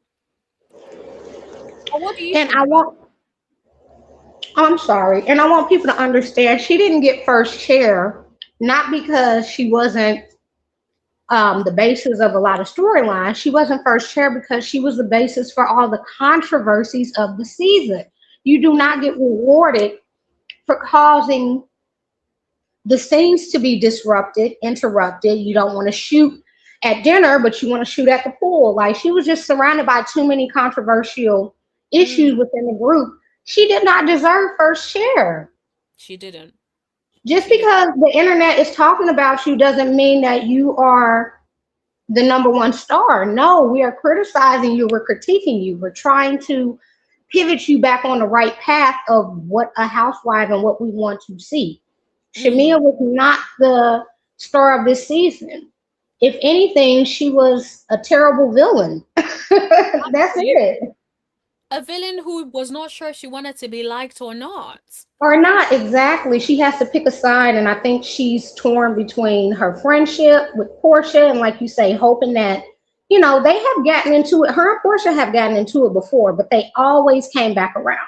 Hmm. This time, Portia set the boundary that the friendship was over, and Yep. Shamia put the nail in the coffin at the Scotland dinner by first bringing up her daughter, which was just completely out of left field, and then calling her mother, accusing her mother of sleeping with your father. Like Mm, that was the nail in the coffin for that friendship. And for her to go in the van and start crying about, this is my family and she's bringing up nobody brought up your family. You did. You did. It's like you did. You can't attack somebody's family and then cry when yours is attacked in retaliation. Mm. That was completely left field. And I could tell from all the ladies' responses, that was not what they came to the dinner for. Mm. And I truly believe that Shamea set that up, like you said, so she could be the talk of the show. Because Absolutely. why would you try to disarm all the women by coming to Scotland and saying, I don't want any drama. I just want to have fun. I just want to have chill. And then you sit down to a dinner and call your ex best friend's mama a whore. Mm. Like, to me, that's calculated, it's manipulative, and it shows your true character that you never liked this girl or her mother, and you definitely don't need to be around her child. Absolutely.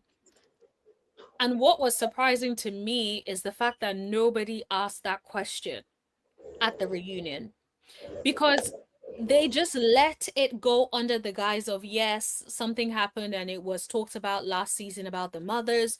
But no, the extent to which Shamea went was Yes. way too far. And I don't think it's talked about enough. And for it to not even be raised at the reunion, I'm like, yeah, no, that is not okay. It's not okay. And to me, I think people keep failing to forget when we're talking about their mothers. Shamea sat in a scene with Cynthia Mm, and was basically venting to, like, you're on my show, mm, venting to my castmates, my coworkers about our mother's issues. mm, And then when I see the episode and I go on Twitter and tell you, hey, stop that, wrong road. Your mother did something egregious to my mom as well. Let's not do this. All of a sudden now it's Portia's fault. She's the right. one that brought it. And it's like, do y'all have amnesia? Because I remember that episode and I remember going, why is Shamea venting to Cynthia Mm, about Portia? They are co-stars and castmates. If you had an issue, vent it with your friend, not to the castmate. And mm-hmm. then don't go play victim when she in returns goes to her Twitter to tell you, knock it off. That Yeah. is not her bringing your mother into the situation. That's her telling you. We have talked about this behind the scenes.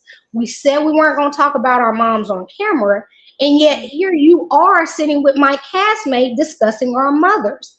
Wrong road, Shamia. Like, Wrong I don't, road. wrong road. Like, lady, she should have took that tweet and just left it at that.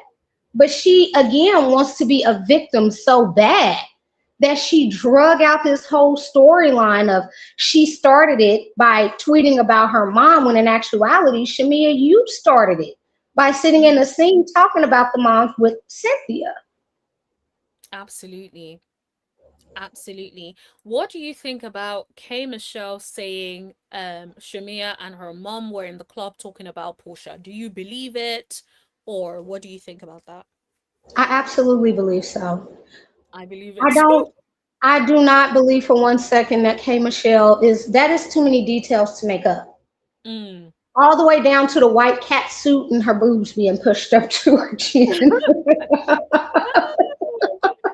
That was so funny to me. Yeah. But I absolutely believe K Michelle, because what reason would she have to lie on this woman she's just now meeting and getting to know? They don't have a friendship. They don't know each other. I mean, not even in passing. So I truly believe what K Michelle was saying was true. I mean, Shamia has been saying little stuff about Portia's mom, like I said, even sitting down with Cynthia. So it's not Mm. a far fetched idea to believe that her and her mom was talking crap about Portia and her mom in a hookah lounge. That's not Absolutely. hard to not believe. Absolutely. And I think what's also funny is the fact that she was shocked that Portia believed it. Of course I would believe it. You've been Yeah. exposed for talking about me. And then you Well, talked about my mother. So how would it be far-fetched? Like, not seriously. Like, not to mention, we just came back from Scotland where you accused my mom of trying to sleep with your dad on camera. So, yes, I believe you're talking about, if you're talking about her in my face, of course I'm going to believe you're talking about my mom behind my back. Yeah, definitely. I also think she did not count on Portia having one in the chamber for her, where No. she's like, "Well, your mother slept with your your father's brother." Like that gagged me, it gagged her. Did not see that coming. She started scrambling, talking about which brother, That which was so embarrassing. Which brother? oh my gosh. But that's why I said they're not real friends, because if you know Portia well enough, you should know that if you come at her with something, she's gonna pop back, and she's gonna pop back fast. And she doesn't care what she says when she retaliates. She doesn't care. So that's how I know that they're really not friends like that, because you would have known that your friend would have had one in the chamber for you if you were going to attack her mother. Mm-hmm. Now, do you believe any of the allegations allegedly or not? Against Shamea. Well, against Shamea's mother, against Portia's Oh, mother, and against Shamea for being well, allegedly in the streets. when it comes to the mother, honestly, those are older, mature women who have, raised their children, living their lives. I try not to speak on anyone's mother, so I don't even care enough to want to know if it's true or not pertaining to either one of their mothers. But when it comes to Shamia, I mean, birds of a feather flock together. If Portia is this harlot and this, basically this unvirtuous woman who will sleep with your man and sleep with your husband, and Shamia is her best friend, well, what does that make Shamia? Mm, The only thing is, Shamia now gets to pose. That's why I call her a poser. Now mm, she gets to pose as Gerald's wife. mm, And now she can no longer go be a harlot in the streets with Portia. Now mm, she's doing it with her mother. mm, mm, And mm, I mm, think that's part of the reason why she's having a hard time with this friendship ending, because she can no longer pose as the best friend who is just hanging with this loose woman as a married woman. She can't mm. hide behind that guise anymore. So the Right. real Shamia is starting to come out, and she doesn't want people to see her true colors. She's a Exactly. poser. She's a poser. And And I I don't think, trust oh, those. sorry, go ahead. Sorry, my love. I'm sorry. No, I'm sorry. That was my last comment. I just don't trust people who poses as a best friend, as a wife, as this and as that, but you let your veil slip all the time. Mm, absolutely. And I think if she continues on the show, it will all unravel for everyone to see. I think some of us already see it, but I Yes. think it will continue to unravel. And I think about what K. Michelle said about the Waldorf Hotel. What is a Ooh. man doing in the Waldorf Hotel? Also, don't forget, they also met with Naj in the club. And Shamia's mother, what is Shamia's mother doing meeting Naj in the club? For what reason? Right? Like, Right. make it make sense. And Shamia's mother has also been married, as Shamia was crying in the van in Scotland. My mother and father's been married for 50 years. Well, why is your mother in a hookah bar at 2 in the morning in a cat suit, Mm, mm, mm, partying with her daughter, who is also a married mother of two young daughters? mm, Like, this all looks so bad. I mean, not to say that married women can't go out and have fun, but my mom never partied with me. It's just weird. mm. It's just so weird. With three Africans, don't forget that. The three Africans, like, I don't. It's given madam. If I'm being honest, it's given madam. It sounds like. It's given you are the connect to hooking women up with rich Africans and hooking rich Africans up with beautiful women. That's what is kind of given when it comes to Shamia and her mom. Yeah, I don't understand what culture. Like for me personally, I've never been out in no club with my mother at that time ever. Never even been to a club with my mother, let's be clear. But then Yeah. at that time is just crazy. And Shamia is saying it was around 11:50 something. That's late enough. Like, I Yes. don't care if it's 11:50 something or 2 a.m. There's no reason for you and your mother to be in a club or lounge, hookah lounge, with a bunch of Africans and K Michelle. Yeah. Why? If technically it's three men, three Africans, I assume it's three men, right? Because I feel like K Michelle is only saying that if it's men. So if it's truly three African men and three African women, or three black women, so K Michelle, Shamea, and her mother, why is it 3-3? Yes, 3-3, but three single men there with three married women because all three women are married. That looks crazy. And that's why Kay Michelle went in the way she did because as much as she was trying to say Drew was trying to triangulate her to black, Shamia could have had her looking crazy sitting in that hookah lounge with three men and all three of them are married women. Mm. Like, it's odd. It's very, very weird behavior.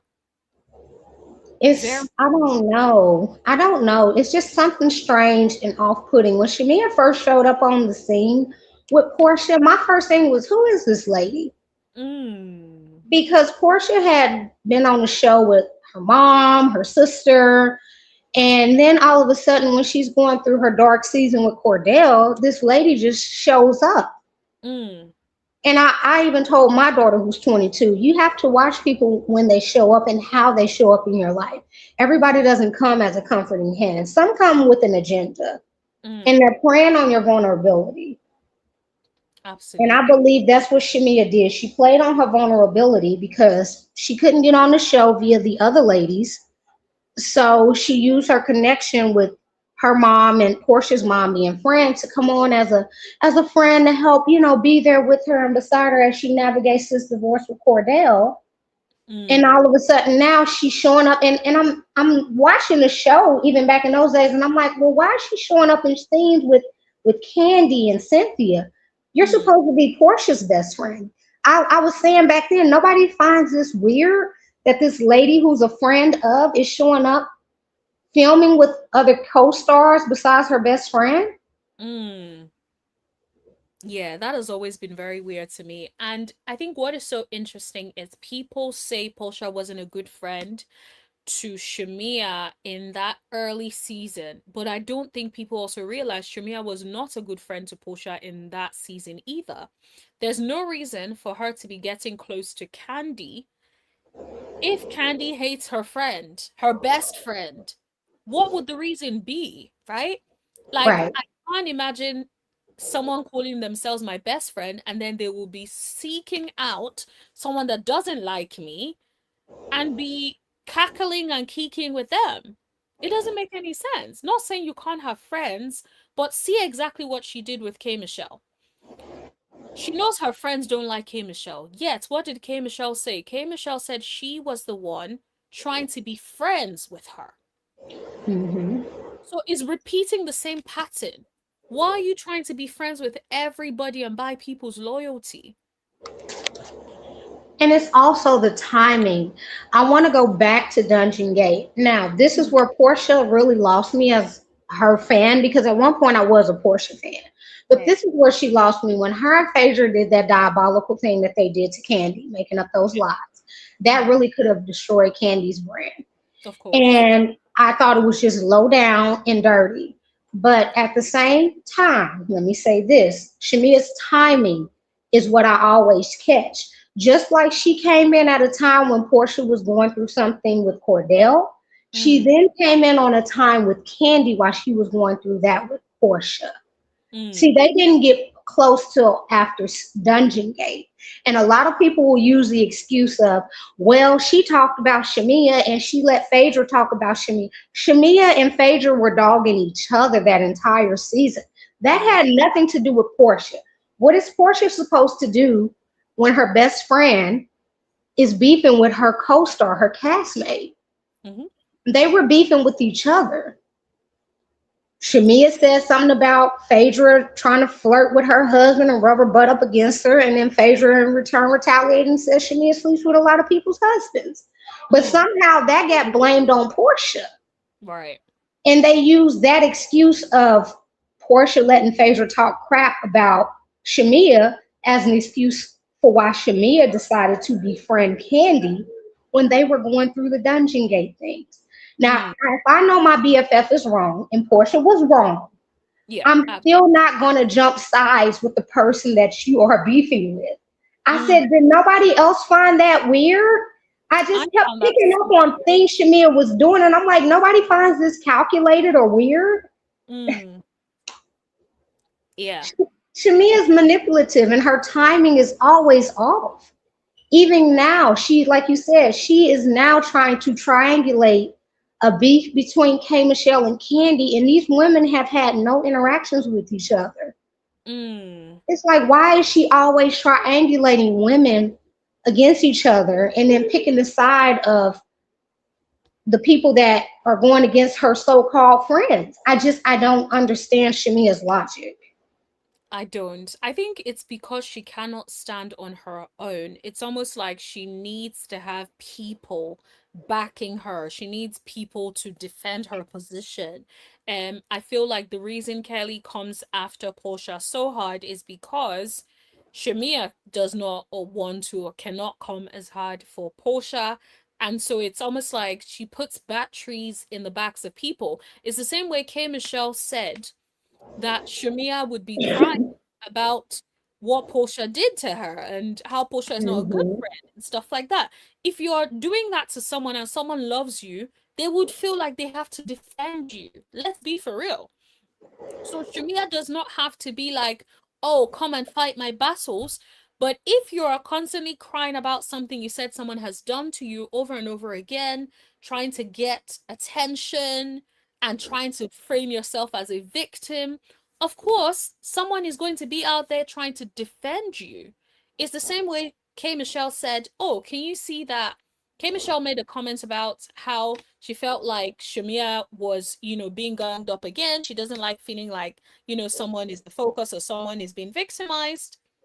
And I feel like that's the reason, that's what K. Michelle, that's what Shamia put in K. Michelle's head. And that is what resulted in what we saw this season. Not only did she put that in her head or the batter in her back, but she used K Michelle's vulnerability the same way she used Portia's. She Mm, knew that Kay was coming into this group, coming back into Atlanta. With the history that Kay had on Love and Hip Hop Atlanta with those girls, Mia knew that Kay was already coming in guarded, mm, vulnerable, and she preyed on that. mhm, And I don't like that about Shamia. She preys on people's vulnerability. It's mm, it's such a weak move. It's a low vibrational, but that is how she maneuvers through these social circles. Is she plays on the vulnerability of the people that she wants to get close to, that she believes can make her famous and popular. Hence right. why she's with Portia, hence Candy, and now K Michelle. Shamia aspires to be a singer. Well, she is a singer, but I think she aspires to get to the level of a K Michelle or a Candy. So she latches on to those type of women by playing on their vulnerabilities. But And does it's she very have sad. But does she have the star quality to be like these women when it comes to music? Does she have the talent? Does she have the star quality? Does she have the work ethic? I believe she has the work ethic. I believe when it comes to her physical features, she has the star quality. Shania is absolutely drop dead gorgeous to me. Hmm. But when it comes to personality and presenting herself, she does not have that it factor. She just doesn't. And that's why she has to align herself with women who has that it factor. Mm, I right. believe she could go somewhere if she would just believe in herself and get her self-esteem up. I believe Shamia could go so high. But as long as she keeps moving the way she is, she's never going to get that star quality or that it factor that she so seeks in these other women. And I Yeah. think she's actually jealous of it, which is why she triangulates so many beefs. If you think Mm, about all the women she had beefing, all of these women are stars. They are accomplished. They are recognized. They have that it factor. She does mm, not. And she's triangulating all this. I mean, even Kelly. I don't care for Kelly that much, but Kelly has a star quality in her that people actually like. And she Mm. can actually, even though she's ridiculous and things she says, she just puts her foot in her mouth so much. But she still has an it factor about her that draws people in. Shamea Mm. doesn't have that. And I think she could have that if she stopped chasing after people. If she Yes. stopped trying to chase after Kelly, chase after Portia, and she focuses on, okay, who am I? Let me actually unravel and, let me think about who I am. Let me take some time. Who am I outside of these friendships with these women? Why did I feel like I needed to get a sidekick straight away as soon as Portia left the picture? She should have been healing, for goodness sakes, not teaming up with someone that you met, just a few weeks ago and calling her your best friend. And so I just think that she has no identity outside of being somebody's friend. Being a friend is her identity. And I feel like that is probably why she's unraveling, because now she feels like Portia last season exposed her for not being the friend that she has claimed and projected herself to be. That's the Hmm. other reason and issue she has with Angela, because Angela was one of the people that exposed her last season. If Angela did not expose her, she would still be able to pretend in Portia's face and be acting like they are friends when they are not. And so I just think the way she has moved so far just gives someone who has no identity, someone who cannot stand by herself. If genuinely I want the best for Shamia, and if she ever listens to this, she probably wouldn't, but if she ever listens to this, I need her to get in therapy. You need to lay on somebody's couch and have these conversations. Why is my identity tied to whoever it is I am friends with? Why can I not articulate why I'm upset with somebody? Why do I have to tell everybody but that person? Why do I have to constantly still be playing in their face like I'm cool with them, knowing fully well I'm resentful towards them? And I think these are some of the things I wish she would unpack in therapy. If she really wants to show us her real life, show herself getting therapy for these issues. What do you think about that? I agree. I wanted to see her and Gerald go through um, the surrogacy journey. But again, even the one scene that they shot was so cringy. It's just, again, that storyline. I kind of understand why Shami is keeping it off the show as much as possible, but Cynthia even told her that she needed to sit down and go to therapy. And I Mm, do believe that therapy can help her, like you say, identify who she is as an individual and why she feels the need to attach herself to being Atlanta's best friend or Portia's best friend or Kelly's best friend. It's something going on internally. But I'm gonna back up a little bit. Before Angela exposed her, I want people to also remember now. Britt Eady was no one's favorite on that show. Her one season was absolutely terrible. But I want people to also remember when the season ended, was that Sweet 16 that ended? Britt mm-hmm. Eady exposed Shamia.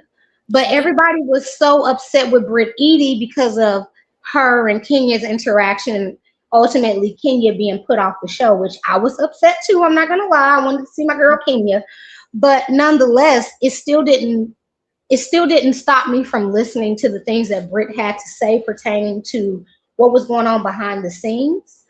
And Mm-hmm. she exposed Shamia for plotting against Portia, She did. showing text messages.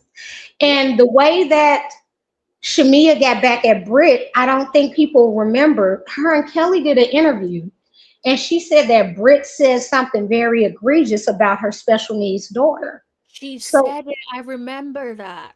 so me being the investigator that I am, I said, let me go back through Britt's Instagram and let me comb YouTube for the interviews. And what exactly did Britt say? Britt said nothing pertaining to her daughter. Britt spoke on Shamia leaving a trip because her husband called her and said the baby was sick. Mm, And even her mother called her and said, the baby is sick. You need to get home. So instead of Shamia flying her behind back to Atlanta to Sterling Hall to check on her sick child, Britt called her out for going to Miami to take shots with her friends instead of going home to her sick child.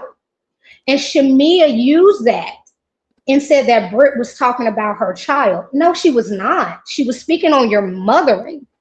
Mm, Because if anybody called me and told me that my child is really ill and I need to get home, I'm catching the first thing smoking to get to my child. I'm not going to stop off in another city to take shots with a group of girls knowing that my child is ill. exactly. Especially after making it a whole thing that people had to hug her. Remember when Yes, everyone came around and they hugged her and she was yes. crying in Porsha's boobs? Like, people were really rallying around her. I would be so shocked too if after you did all that crying, you didn't leave, you went to Miami to party. Like, what are Yes. we really doing?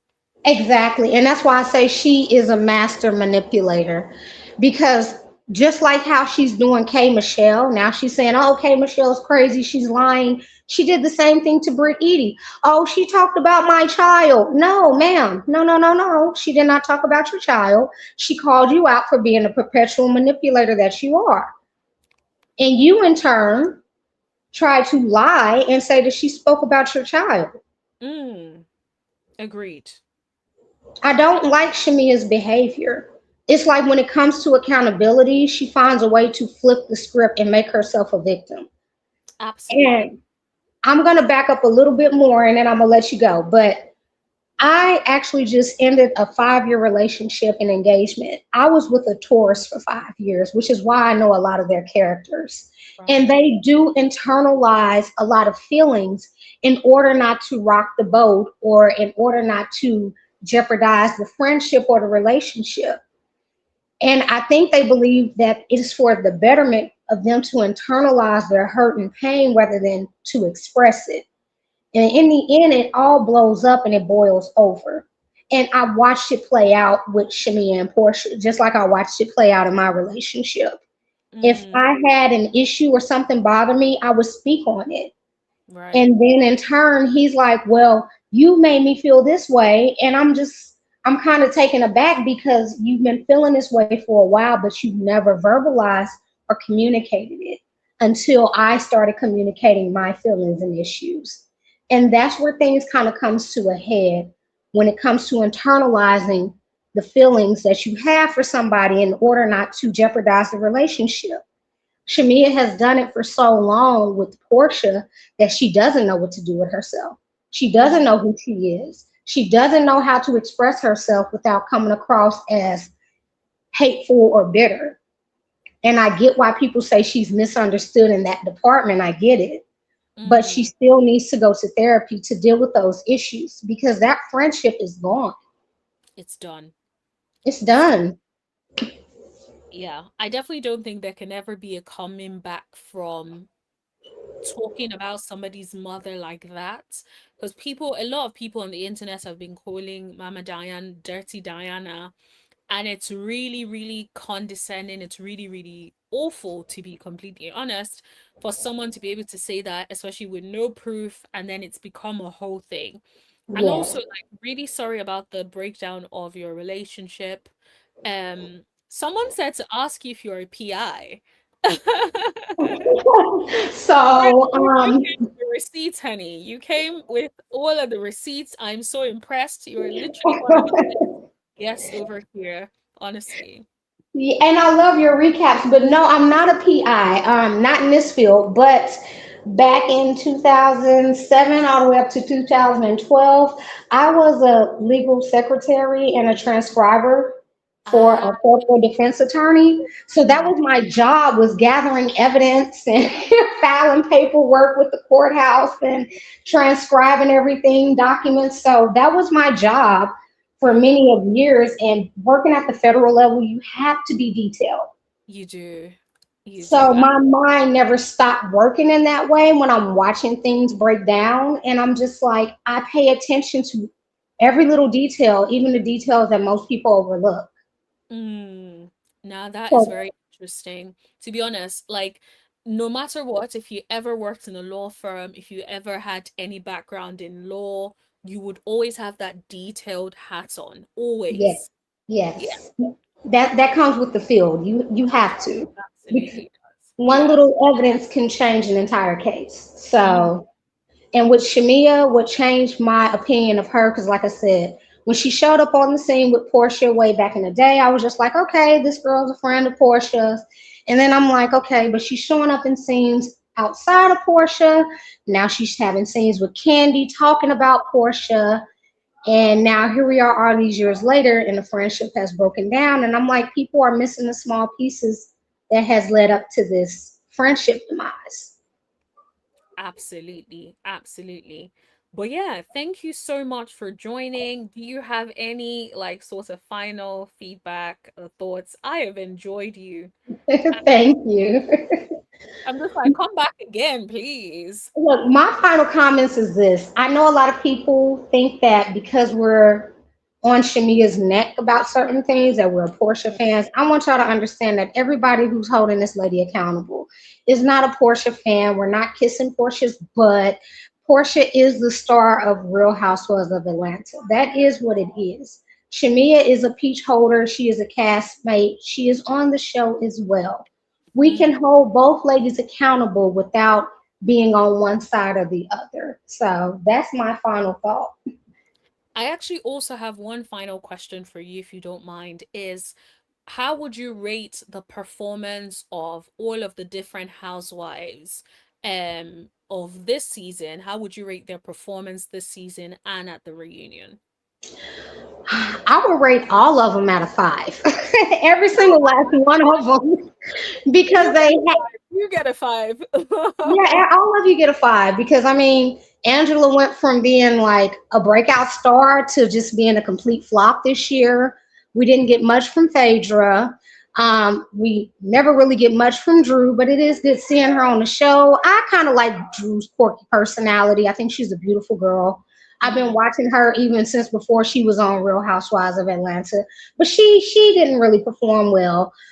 Pinky, I would might give Pinky a seven because I think Pinky was the breakout star this year.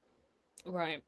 Her and Angela's showdown and her standing her ground, and I know talking about the bankruptcy was a lot to a lot of people, but at least she was willing to put her real life and a real storyline out there. So I will give Pinky a seven.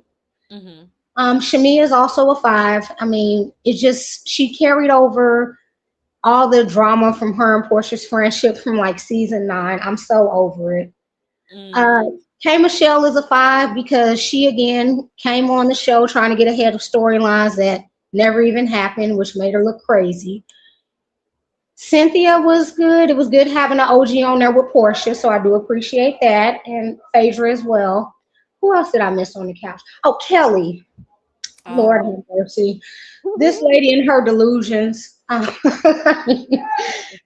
Her being the standard of delusions made her a five as well. So, and Ah, the reunion was also to me kind of a snooze fest. I knew Andy had me hyped up when he mm, said this was the best reunion. I haven't had fun like that in years, and then I'm watching and I'm like, where's the fun? I just hear a lot of cackling and women over talking each other and not being able to complete their thoughts. It was just a mess. It's Andy a always complete says mess.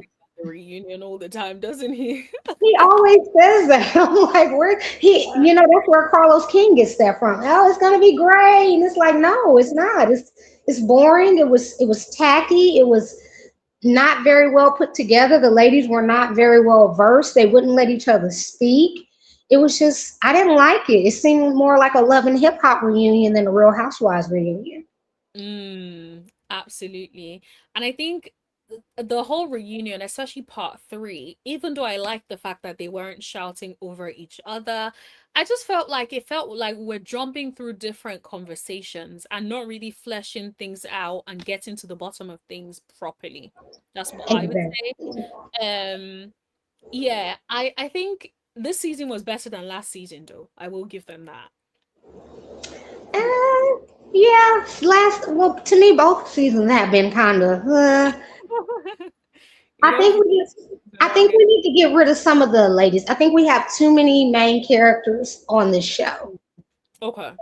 And everybody wants to be the star. We everybody can't be the star. And I Mm, think that's the biggest problem we've been having these past couple of seasons is everybody is competing for that number one spot. And mm, let's just be for real. Portia's the face of RHOA right now. yeah. So to have everybody ganging up on her to try to take her spot, it's just taking the show down. Nobody's focused on their own storylines. Nobody's focused on building their character or building who they are throughout. Everybody's just trying to come from for to be the star, and it's turned it into a snooze fest and a catty girl fight. I don't like it. Mm. I think we need to deduct a couple of ladies, Who would you? and I would honestly, I'm sorry, y'all. I swear I don't hate Shamea, but she would be the first to go. She would be the first to go. And I would also go ahead and take K Michelle out. I would keep Kelly over K Michelle because K Michelle just she didn't bring anything to She, Atlanta. she didn't. She didn't. You're right. I think I would definitely remove Shamia, and the reason is because it would be very difficult to coexist in a group with Shamia and Porsha. If Shamia had just played nice the last season or this season, it would have been okay. But because she took it to hell, I don't know how they would be able to coexist. I don't either. And I also think that Shamia doesn't bring enough by herself to warrant her being on the show.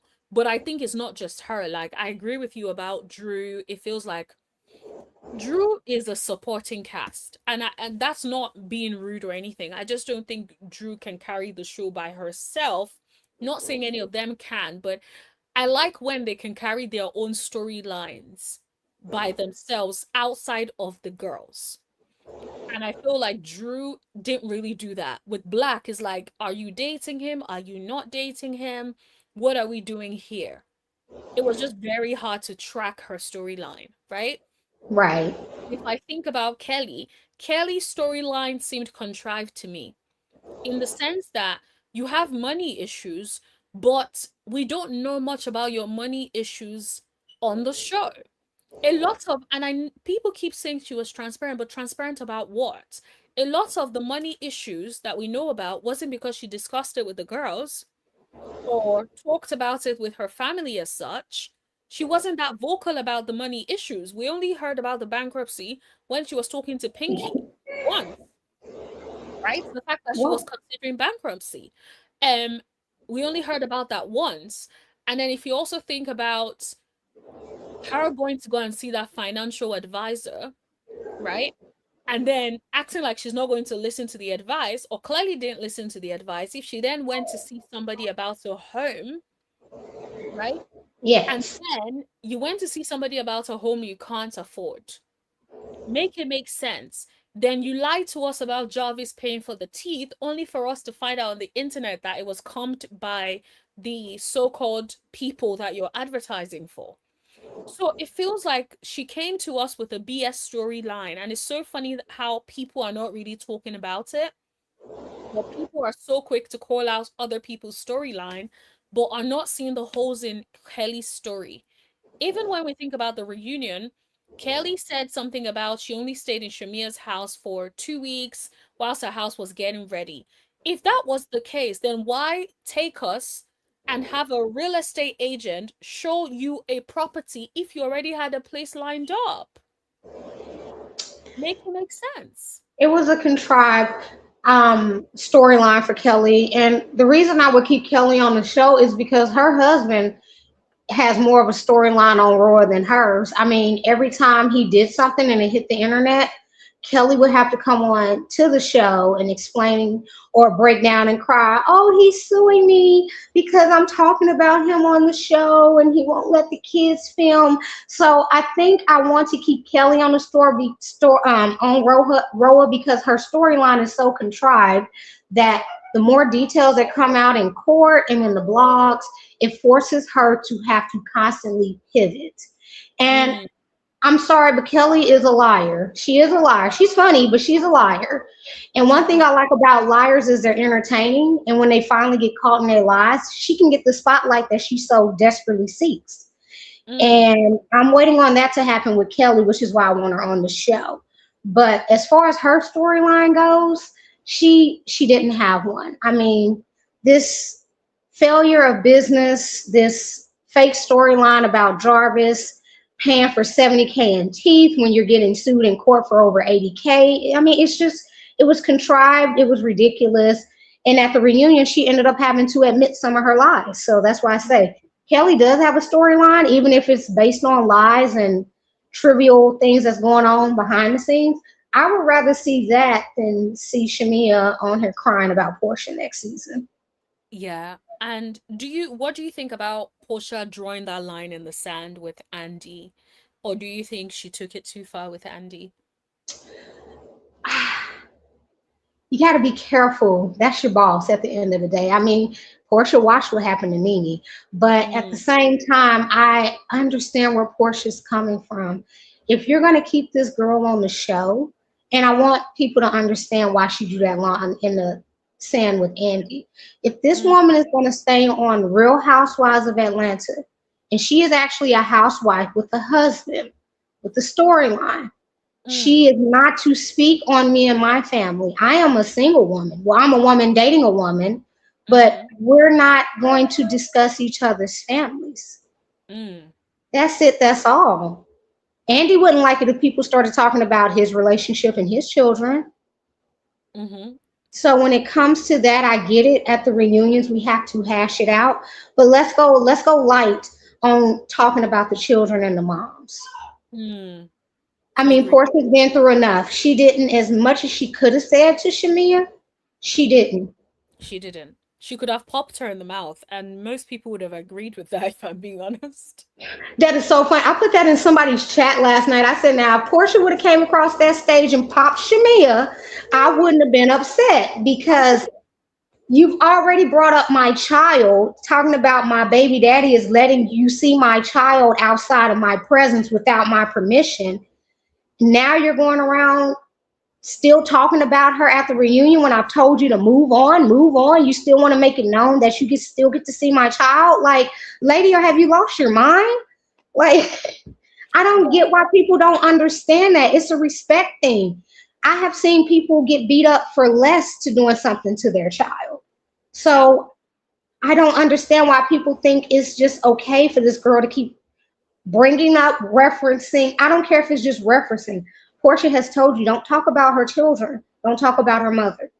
Just Mm. don't do it. It's like you can say whatever you want to say, but that's where I draw the line. And I think we're allowed to draw the line because let's be honest, K Michelle had already gone to producers saying she didn't want the rumors about the smelly kitty cat to come Yeah. on the show. They respected that. So why not respect Portia's position when it comes to her mother and her child? And When again, travel everything. I'm glad she drew that line with Andy because, like you said, when that Scotland dinner happened, I was mortified when I was on YouTube watching the amount of comments calling her Dirty Diana, Me too. Jezebel Diana, Portia's a Jezebel, and Pilar's gonna be. That was crushing my soul because I'm like, that is her mother. We Mm, don't, in the Black community, we know better. We do not do that. You know, talking about somebody's mother used to be an automatic square up or you're getting yep. knocked out. So just because we're shooting a reality TV show and Portia has to play her position, and we also have to remember Portia's history of violence on this show. It took a lot of restraint for Portia to sit on that stage and say politely over and over, stop talking about my child. Don't reference my child. That took a lot of restraint, and that's a lot of growth from Portia. And I appreciate that. And it also helped us spotlight that Portia is not 100% the problem. Look at Mm, how this girl keeps going on and on and on about her child when she has asked her to stop. yep. She can't help It, herself. she can't help herself. It's scary. And she really does need therapy. She needs to be in somebody's chair talking about all her internal issues and why Agreed. she can't let go of this friendship. Absolutely. Absolutely. Thank you so much, my lovely, for coming on. Thank you. And also come back again soon, by the I way. will. I will. When do you do? Because see, I catch yours. I'm always at work, so when I catch your recaps, I'm like, I need to know what time she goes live because I love your reviews. Oh, thank you. So I usually would go live at 3 p.m. UK time. Where are you? I'm in the States. I'm in Oklahoma. Okay, So I'm not I'm sure. in Central Standard Time is my time zone here. Okay, so let me say 3 p.m. UK time to Central Standard Time. I'm sure it'll be morning for you if I'm not Oh, so that's like 9 a.m. And then if I decide to do like a regular live where we're just talking, then it would be usually around 5 p.m. Which would be like 10 a.m. for you. 10 or 11 a.m. depending on if it's like daylight or standard. Uh, so yeah, somewhere around that time usually would be when I would come on live. Um, yeah. Okay. Yep. So now I know what time to look for you because I just found you a few months ago when I subscribed. And I said, I love her reviews. I said, finally, somebody who is speaking a language I can understand when Oh, it comes to these reality shows. yes, thank you so much. I like to give like commentary on like what we're seeing, not yeah. I like to break down behavior as well. Um, Right. yeah, like I did at some point do like a maybe like a 2 year in psychology a little bit. Um, Okay. yeah, so I really do like breaking down like behavior. I also did philosophy at some point as well and law. So I love just being able to break down like behavior and get to the nitty-gritty of things as opposed to just like, oh, I like somebody, so let me ride for them like some content creators, no offense. Exactly. I hate those too. Like, I don't dislike them, but it's like you have to be fair and unbiased. I might like one and not like the other, but I'm always going to be fair and unbiased because right is right and wrong is wrong. Some of our faves can do some very egregious things, but I'm not going to overlook them just because I don't like the person that they're, on the Mhm. show with. But I was going to ask you, are you also going to cover like I've been out of the Love and Marriage Huntsville sector for a while, but now Mm. that Ariane Curry is on the show, I was wondering, are you going to start kind of doing reviews and recaps when that comes out next month? Yes, I think I don't know if I would do it in the style of like, you know how I do explain every single thing that happened on the show. I don't know if I would do it in that style or if I would just like focus on like core bits from that episode. But I Okay. would do some sort of like analysis of like the show when it does come out, yes. Yes, I will be watching you for that because I have a whole entire synopsis. I on Ariane Curry, I have been there like from the beginning, from when Funky Dineva exposed her. Like I have been watching this, and I have such a long synopsis. I'm like, I need a content creator who's unbiased who will Mm, listen to this because that breakdown of that love triangle is something crazy, and Carlos is just all in the middle of it. So I'll yeah. be looking out for you when you do those reviews and any of your other ones as well. Yeah, thank you so much for that. Also, someone just said to ask you, are there any good shows to watch and cover as well? I don't watch a lot of television. I watch more YouTube than I watch television. Okay. If it's not like RHOA or I don't even watch Love and Marriage Huntsville. Like I stopped watching that probably like 4 or 5. Whenever Melody left, I just tuned out. Mm. So I would say another good one would be Heart and Hustle Houston. I just got it. That is really a good one. Are you on season one or season two? Season one. I'm starting. I Why? always have to That's start from the amazing. beginning. Watch season two and then come back and tell me how you feel. Because I Okay. love season one. I don't really like season two. Okay. But for me to understand how everything breaks down, I always start at the very, very beginning. So right now I'm still on season one. Yeah, yeah. I think after then compare both and then let me know what you think. Because I think season two took a completely different turn. Oh yeah, it normally does. Season one is always who is this person, who's going to be the star, what's going on, how the storyline's going to flow, and then season two is when you normally get all the good stuff. So Yeah. Yeah. Okay. Fab. Thank you, my lovely, and I will see you soon. Thank you. Y'all have a good afternoon or good morning wherever y'all at, and thank you for letting me come up. I'll be down in the chat. Anytime, anytime. Thank you, Sassy. Speak to Thank you soon. you. Bye bye. Bye. That has been a phenomenal conversation. Like, I have enjoyed Sassy so much, and I know you guys have as well, because so many people in the chat we're talking about agree with Sassy. So many people were like giving their feedback, agreeing with you, Sassy. So thank you so much for coming. I've also put another link again in the chat for anyone else who wants to come up. If you agree, disagree with anything Sassy said or anything I've said on the live, or you want to talk about anything else, please come up. Also, thanks everyone. I saw a lot of the super chats, the gifts. I really appreciate every single one of you guys for sending in some gifts. Really, really appreciates it. It helps. It really, really helps the channel. So thank you so much, everyone. Um, Let me see some of the comments because y'all were cutting up in these comments, honey. Cutting all the way up. Um, Diane Wright says, "Hello, Diane. Shamea didn't have an issue with Porsha until she became Candy's friend." Ooh, that is interesting. So you think Candy has been stirring it up? Very, very interesting. To be honest, I will not be surprised. I know people think like, oh, Candy and Porsha are friends and stuff. No, I think they're cool. I don't believe that Candy sees it for Porsha personally. I've never seen that or felt that way. So there is definitely that. Um, yes. Let me see what the poll is saying.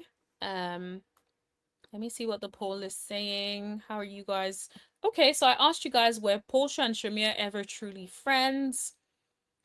Okay, so it seems to be split down in the middle a little bit so far. Some of you guys think yes, absolutely. 30% of you guys say yes, but things changed. And then 40% say I'm not convinced.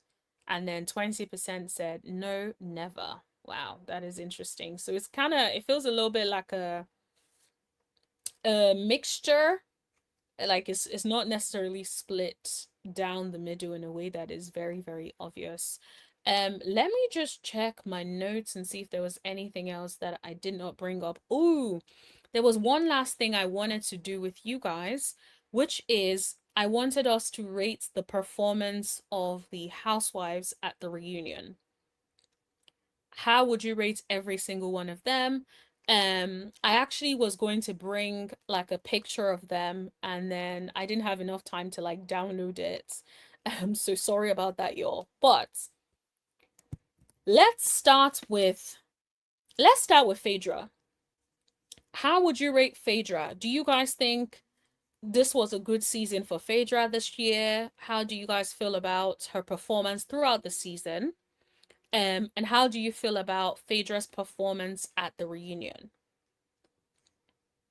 Put it in the chats. Let me know what you guys think. We're currently rating the performance of the Real Housewives of Atlanta stars. Let me see if I can, whilst you guys do that, I will have a look and see if I can see a picture of all of them together.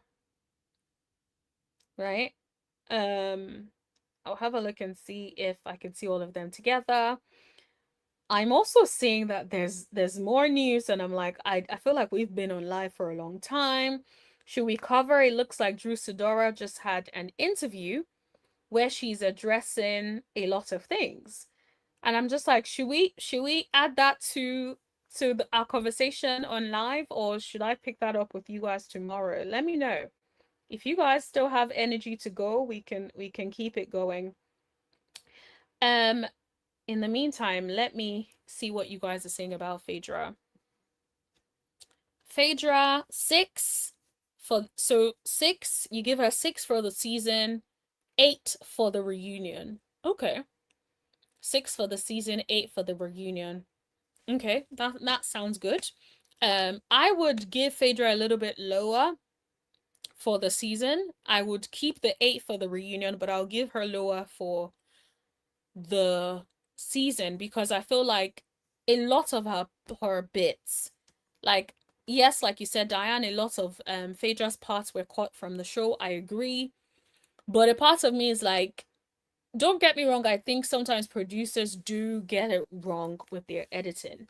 But everything, Phaedra, could it be that maybe some of the things that you were saying or including was not that interesting? And is that why they cut that out?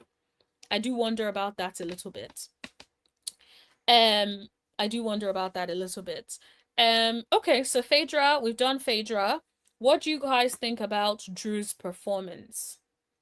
What would you rate Phaedra? So Diane says I give Phaedra a 9. Okay, 9 is quite high. So you think Phaedra delivered? Does 9 mean that she delivered, she did an excellent job, or does that mean that she did a poor job? I assume that means she did a good job, yeah? If so, why do you think Phaedra deserves a 9? I'm quite curious. I think at the reunion, Phaedra brought it, but I don't think this season she really brought it. I do also think it's quite interesting that Porsha said that Phaedra, she basically said that Phaedra, Cynthia, and herself were the anchors of the show. But somehow, we didn't see them as the anchors of the show. We only saw Cynthia and Porsha really hold it down as anchors, but not Phaedra. So I thought that was very, very interesting. So part of me is like, was that because there wasn't much going on, you know, with Phaedra, or was it because a lot of her scenes were cut out? Dan says, what happened to the Traitors game? That is so true. They just used it for the trailer and then removed it and stopped doing anything with it. Kishin says Drew is a 10 out of 10. Really? You think Drew ate this season that well? Don't get me wrong, I think Drew had some great moments, but I don't think I would rate her a 10 out of 10. Personally. I would probably give her like a mid-level score. Like, I personally would say I will give her a mid-level score. She did better than she's done in previous seasons, but Drew tends to just coast. I don't think Housewives, and I think Drew, right? I think Drew tends to coast. Drew is like a supporting act. And that is not me trying to be rude. I think everyone has their place on the show. I don't think Drew brings enough to the show as a standalone person. Like, even her storyline with Black was so confusing, right? It was one of those things where it was just like, can we make it make sense? Doesn't make any sense at all. D says I'm late. Oh, welcome to the party, my lovely. How are you? Carlos Queen must be vexed because Mel walked. He should have been done. He really should have, because everything would be a whole lot better if she didn't leave. So definitely treat your staff better. Okay? D says Porsha, Phaedra, and Cynthia held the show together. I would say I agree with Porsha and Cynthia. Phaedra, I think, yes, in her confessionals, but I don't think she engaged well enough with the rest of the cast. However, it could also be because a lot of her scenes were cut out. But K. Michelle did say Phaedra, all she does is make faces. So I don't think she was engaged as much as she should have been. Chanel thinks Drew had a season, so she did well in the season, which is 8. And then at the reunion was a 6. Yes, I didn't really think Drew brought it fully at the reunion. I probably would just give Drew an overall mark of like 5. If I'm being so nice, I'll give her a 6, but I genuinely think a 5. Diane Wright, a good job. The editors tried to pump up Kelly and seem to have reduced Phaedra's scenes. Yeah, which is interesting. And this is why sometimes these shows perpetuate this thing where they feel like they have to go after the HBIC. Which is what K. Michelle did, which is what Kelly did. And Kelly continues to do. And I think by giving Kelly more attention, they're definitely pushing that narrative, in my opinion. Phaedra was the K Michelle whisperer. She moved storyline. She helped her fellow housewives. She was so smooth, no one saw or appreciated it. I think that's interesting. I think, yes, she was the one that probably got K Michelle together for the reunion. Because even K Michelle acknowledged that Phaedra was like, just be yourself at the reunion, talk, say these things, and tackle it head on and stuff. I think she did that.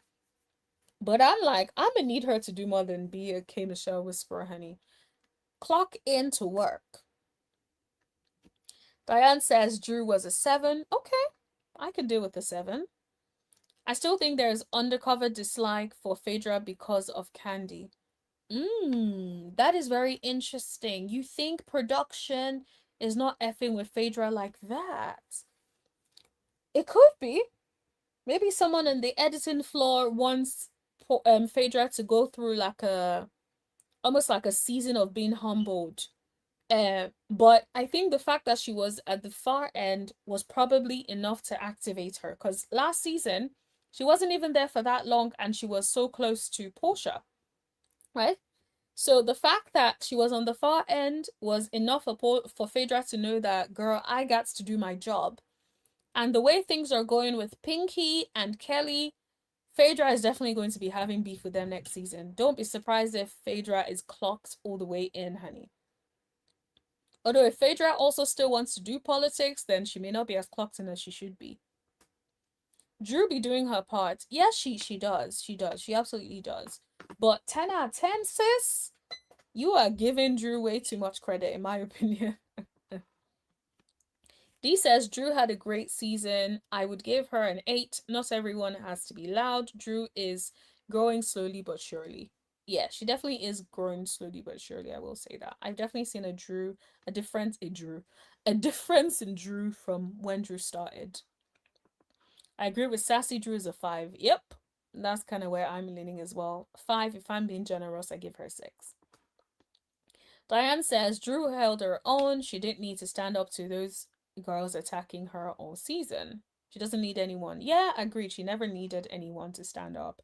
I also think sometimes the fact that Angela chimes in when Drew is having beef doesn't allow Drew to even shine as well as Drew can in a lot of these conflicts. Sometimes it's like, Angela, pipe down, I got it. Right? Let me land some reads as well. Then you can chime in. I think sometimes Angela chimes in a little bit too quick. K Michelle was a flop and a liar. She gaslit us the entire season, then acted like she didn't know what she was doing at the reunion. Absolutely. Then tried to just play it down. And I also didn't hear no apologies. It's like, girl, you need to apologize for taking us through a roller coaster. Okay, so we've talked about Drew, we've talked about Phaedra. Let's talk about Pinky for a second, y'all. Pinky. What would you guys rate Pinky? This season, how did Pinky show up? How would you also rate how she showed up at the reunion and how she showed up on the season? Let me know what you guys think. How did she show up? Whilst we're doing that, I'm going to just read some of your comments, but put it in the chats what you think about Pinky. I think Drew would be more interesting without Ralph next season. Both her lunch with the girls and her mom's birthday party were very nice. That's interesting. Okay. We'll see what she does next season. I definitely think we need to see what she does next season. She better show up. Show up and show out. But yes, I did enjoy seeing her mom's birthday, and her mom was getting it, honey. Her mom was having a good time. I loved it. Phaedra also had a political figure. I'd have loved to hear that conversation. Absolutely. But I do wonder how they would have been able to fit it in, especially because most times they like to tell a little bit of a story, and where did that fall on the scale? So Pinky, whoa, you guys are not feeling Pinky. So Sassy said 5 across the board. All right, fair enough. I hear you on that. I'm not gonna lie, I hear you on that. -0. Oh my god, Pinky is somewhere like, how did I do to you, Bashan? This is Pinky. Pinky is like wondering what the heck she did to you. Pinky, whoa, y'all do not like Pinky. Pinky can kick rocks. Y'all do not like Pinky. I thought Pinky got better once she left Shamea's clique, but her reunion performance was an awful 4.5. Agreed. I feel like she was unnecessarily defensive at the reunion, and I just didn't like it. That energy was completely unwarranted. There is no need for all that energy, Pinky. Pinky is a 2. I rate Pinky a 3. Wow, you guys are not feeling Pinky at all. Pinky's a 2 for her transparency. Diane said 2 is all Pinky's transparency is worth, honey. Hold on. 2 for transparency. That is all you get. That is crazy, y'all. Y'all are so funny. Deborah says Pinky should have just called into the reunion. Oh my gosh. You guys are wild. The tea is exceptionally good today. Like, what the hell, man? You all are dragging Pinky by her bald head. Oh my gosh. That is so funny. Yeah, Pinky, I would say I would give Pinky a I'll probably give Pinky a 5. 5 or 6. And the reason I'll give Pinky a 5 or 6 is only because of the back and forth with Angela. Pinky got some reads in there, even though I don't remember anything she said. But I do remember her trying to get up and come back down. I also remember her trying to like tell Angela to kiss her behind. And then Phaedra said, well, if you're going to tell someone to kiss your behind, it needs to be a juicy romp. Oh my gosh.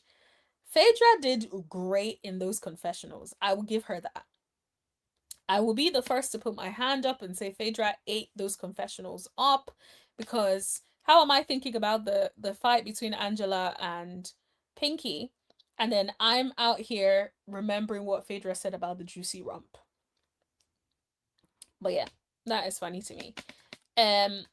Diane, Pinky, Sassy Lady says Pinky is a 6 or 7. I do like Pinky. Okay, that is good. So yeah, I would say 5 or 6 for me when it comes to Pinky, and particularly in the fact that she can hold her own. I love the back and forth between her and Angela. I think that for me solidified Pinky and her being on the show. She can hold her own. I would love for her to dress a little bit better, but if we can't have that, just come and show up to work in whatever state you want to be, Pinky. Excuse me. Now let's talk about K Michelle. What would you guys rate K Michelle? How do you guys think K Michelle did this season? Let me know. Put it in the chat. On a scale of 1 to 10, what would you rate K Michelle's performance at the reunion? And what would you rate K Michelle's performance on the season of Real Housewives of Atlanta? Put it in the chat. I think for me, and you guys may not like what I'm about to say about K Michelle. Sassy said K Michelle is a 0. Y'all are not playing out here. K Michelle did not deliver. It's almost like they propped her up and she just did not deliver. I was very, very disappointed. She did not deliver. And I'm like, if you can move that way, yeah, did not deliver at all. Pageant said, K Michelle -000. Y'all is so funny. K Michelle gave us more on Twitter than Real Housewives of Atlanta. Absolutely. And that's why for me, I will give her a 5. And the reason I give her a 5 is only because she was able to get people riled up. And we all expected the drama. So we tuned in to the Real Housewives of Atlanta only to find out that she did absolutely nothing. So she did deliver. However, because she did stuff on Twitter, it was enough to bring us to watch the show. So that's why I give her a 5. But if it's based on her performance on the show, it's a 0 for me. And so I'm right there with you on that. Phaedra's confessional about her girl Porsha was horrible. That's not a friend. Absolutely. And this is something I've covered on the show. And I hope Porsha, whoever is Porsha's friend or family, you better warn Porsha about Phaedra. Phaedra is not your friend, sis. And I hope Porsha knows that. Phaedra is your co-worker. Never forget that. All right, let's talk about, okay, let's do this quickly because I am tired. I want to go rest. So let's do Angela, Shamea, Kelly. Angela, Shamea, Kelly, Porsha. What would you guys rate them? Angela, Shamea, Kelly, and Porsha. What would you guys rate their performance like? If you just put it in the chat so that we can just like do it all at once. Because your girl is tired. It's been a while. And I did this live right after work. And work was long. So, yeah. Let me know. As you guys do that, I will be sipping my electrolytes in the background. Because I need some hydration, honey. Now, that said, thank you guys for hanging with us today. And thanks to Sassy for coming on to talk. It's been amazing. All right, let's see. K Michelle gets 0 for the season, a 5 for the reunion. She gets a 10 as a Twitter disaster. I love the breakdown. Absolutely love the breakdown. And I can agree with this assessment. K Michelle argued Porsha down that she wasn't new to this. She's a faker and a liar.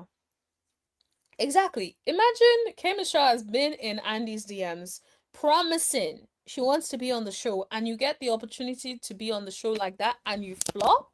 Girl, please. This is why sometimes when you're looking at someone doing their job, sometimes you'll be wondering and be thinking, oh yes, I can do a better job. But once the opportunity is given to you, you realize, wow, the job is not as easy as I thought it was. And I think that is the exact issue, I personally think, that happened with K Michelle. I think K Michelle really thought, like, genuinely, oh, I can come in, I can do this. Yeah. And it just did not land well. Did not land well. She came in wanting issues with Porsha, and yeah, it just did not land well. Alrighty. Angela 5, Shamea 0. I actually agree with the assessment of Angela. I don't think Angela had a great season. And it's interesting because I feel like people think Angela had a great season. I don't think Angela had a great season. I think Angela probably had a better reunion, but did not have a great season, to me, in my personal opinion. I think that the George thing, I think it took a lot more attention away from her than it should have, in my opinion. I think that there was something about the George thing I personally did not like. I think it feels like Angela just kind of throws things around sometimes, and it's like, girl, you don't want to be in a situation where you're always throwing things around and nobody can really like trust anything you're saying, and everything is just like, yeah, don't create that narrative for yourself. You know, just read people based on what we know about them. And if you're going to read them about something, then at least have some sort of proof that it is true. If not, people will now start to see you as a liar, which I don't think is okay, right? So I would say I would give Angela, yeah, I believe a 5 probably, because this was not, Angela had a fantastic season last season, and this season just went left, in my opinion. Diana says, I told Porsha to keep an eye on Phaedra. Good. Absolutely good. Someone needs to tell her because, yeah. Deborah says, Angela is 5, Kelly is 3, Porsha is 2. Ooh, why is... Oh, when you say 2, what does that mean? Because, oh, I think you changed it. Hold on. Let me see. So you put another comment. Kelly is 3, Angela is 5, Porsha is 10. Okay. Makes sense. Okay, fair enough. Angela was a 9-2 for Diane. D says, I got where Angela was coming from finally. Yes, it definitely took a while, but yes, 7. The Hobbit, I saw is a 1.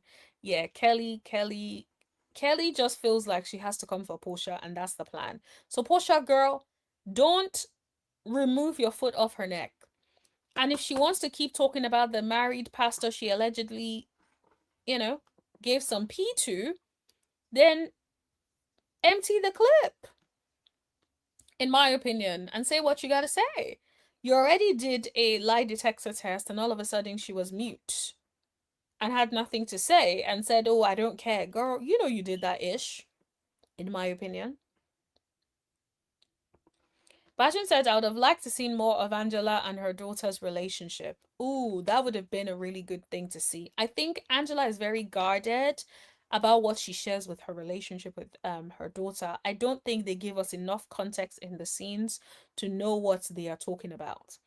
And this is why a lot of people were on socials asking if Angela was homophobic, because she is very, very guarded in her scenes with her daughter. And when you give us half of the story, it gives us leeway to start filling in the gaps. And I think Angela needs to do better. If you're going to show us your daughter and talk about you guys' relationship, then you need to give us more context so we understand what is going on. We don't understand from what we're watching. We are confused.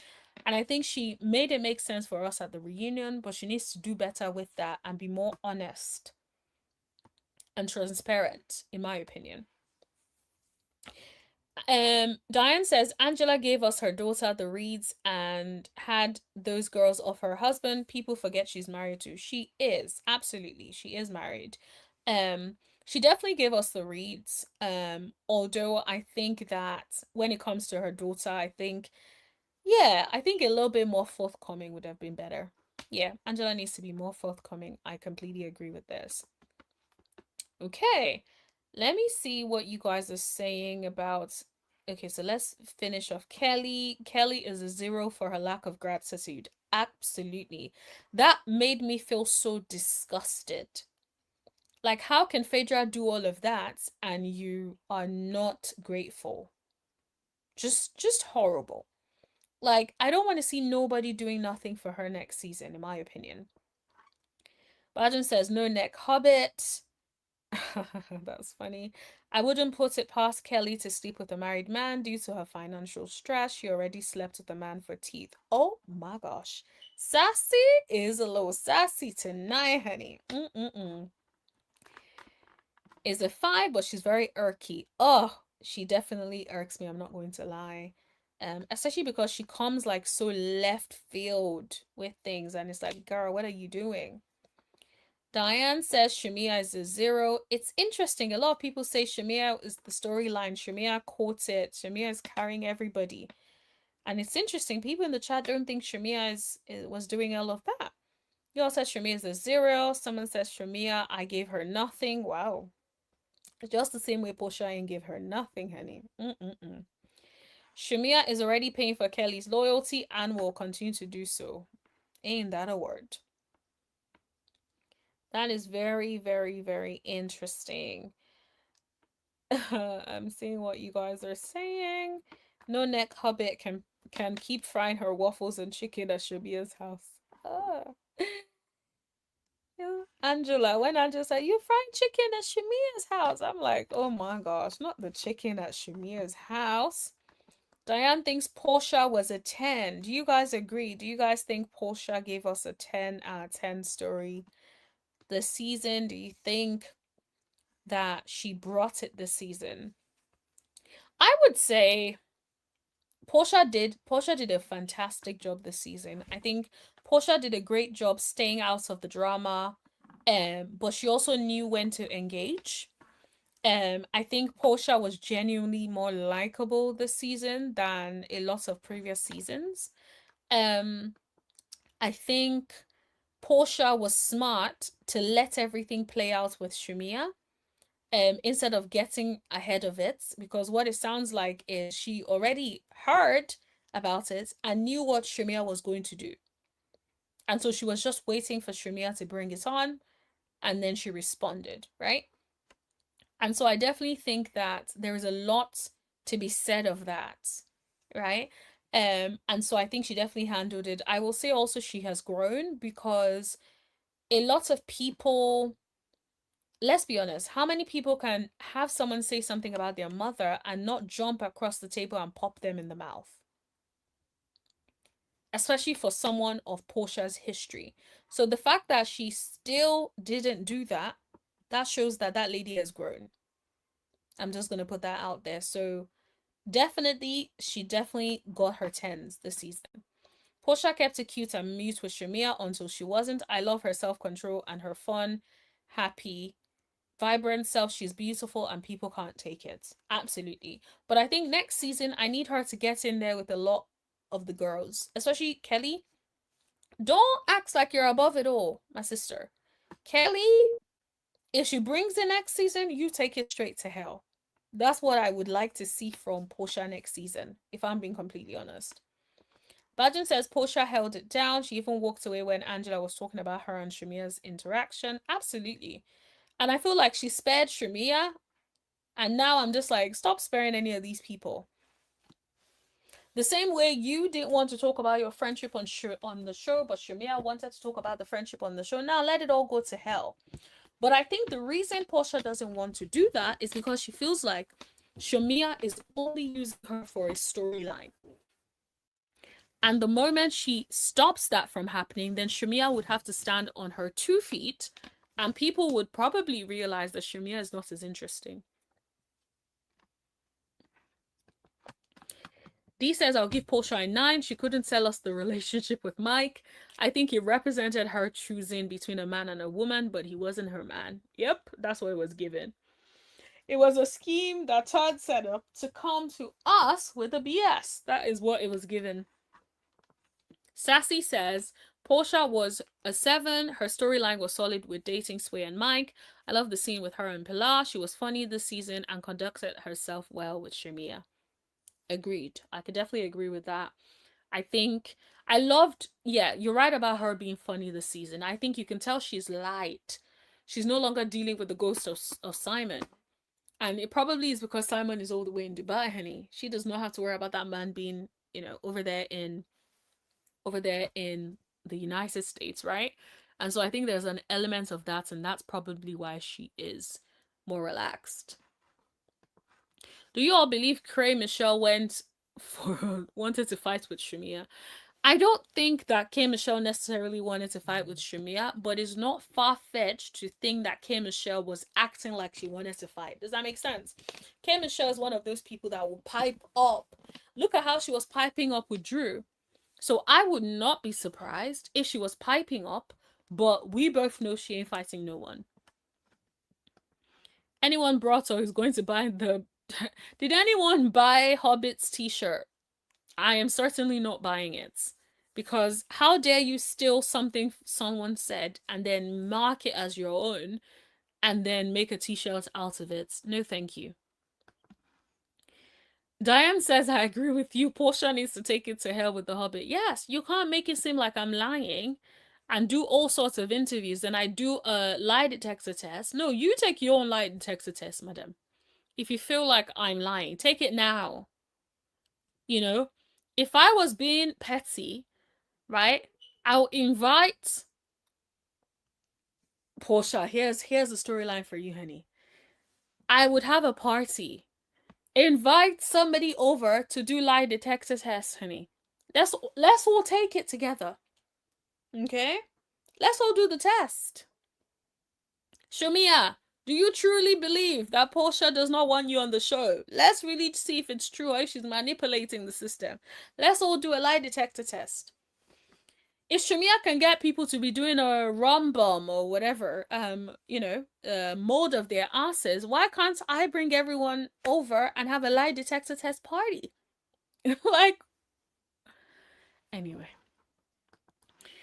Bajan says, Porsha made me laugh when she told Dennis she don't want the ring back. Exactly. It's like, please, Dennis, stop playing in that lady's face. You had the opportunity to do better and you didn't. So that's on you, sir. Dee says, I just think she got in Shamea's face. Their plotting and planning was falling apart and everyone was afraid of what the other was going to say. Agreed. And I think that's why Kelly was trying to quickly divert attention to the other couch before they start to get into it between each other. They're just mad Porsha won the house, the Rolls Royce, and the million plus. Yeah, bees are mad, honey. Anyways, my lovely, I am holding my pee, y'all. So I gotta go.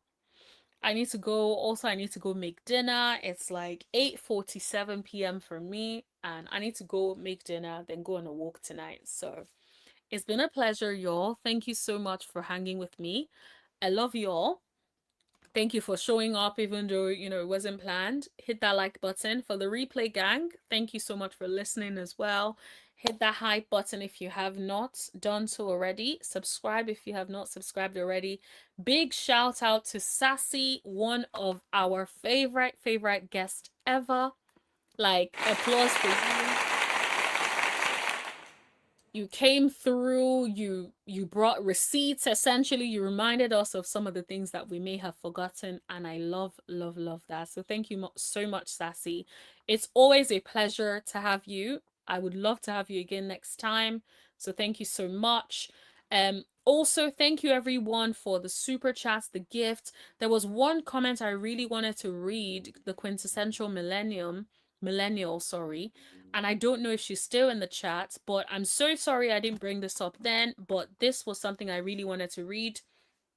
And this was her talking about Gerald, similar to Yada Awakening.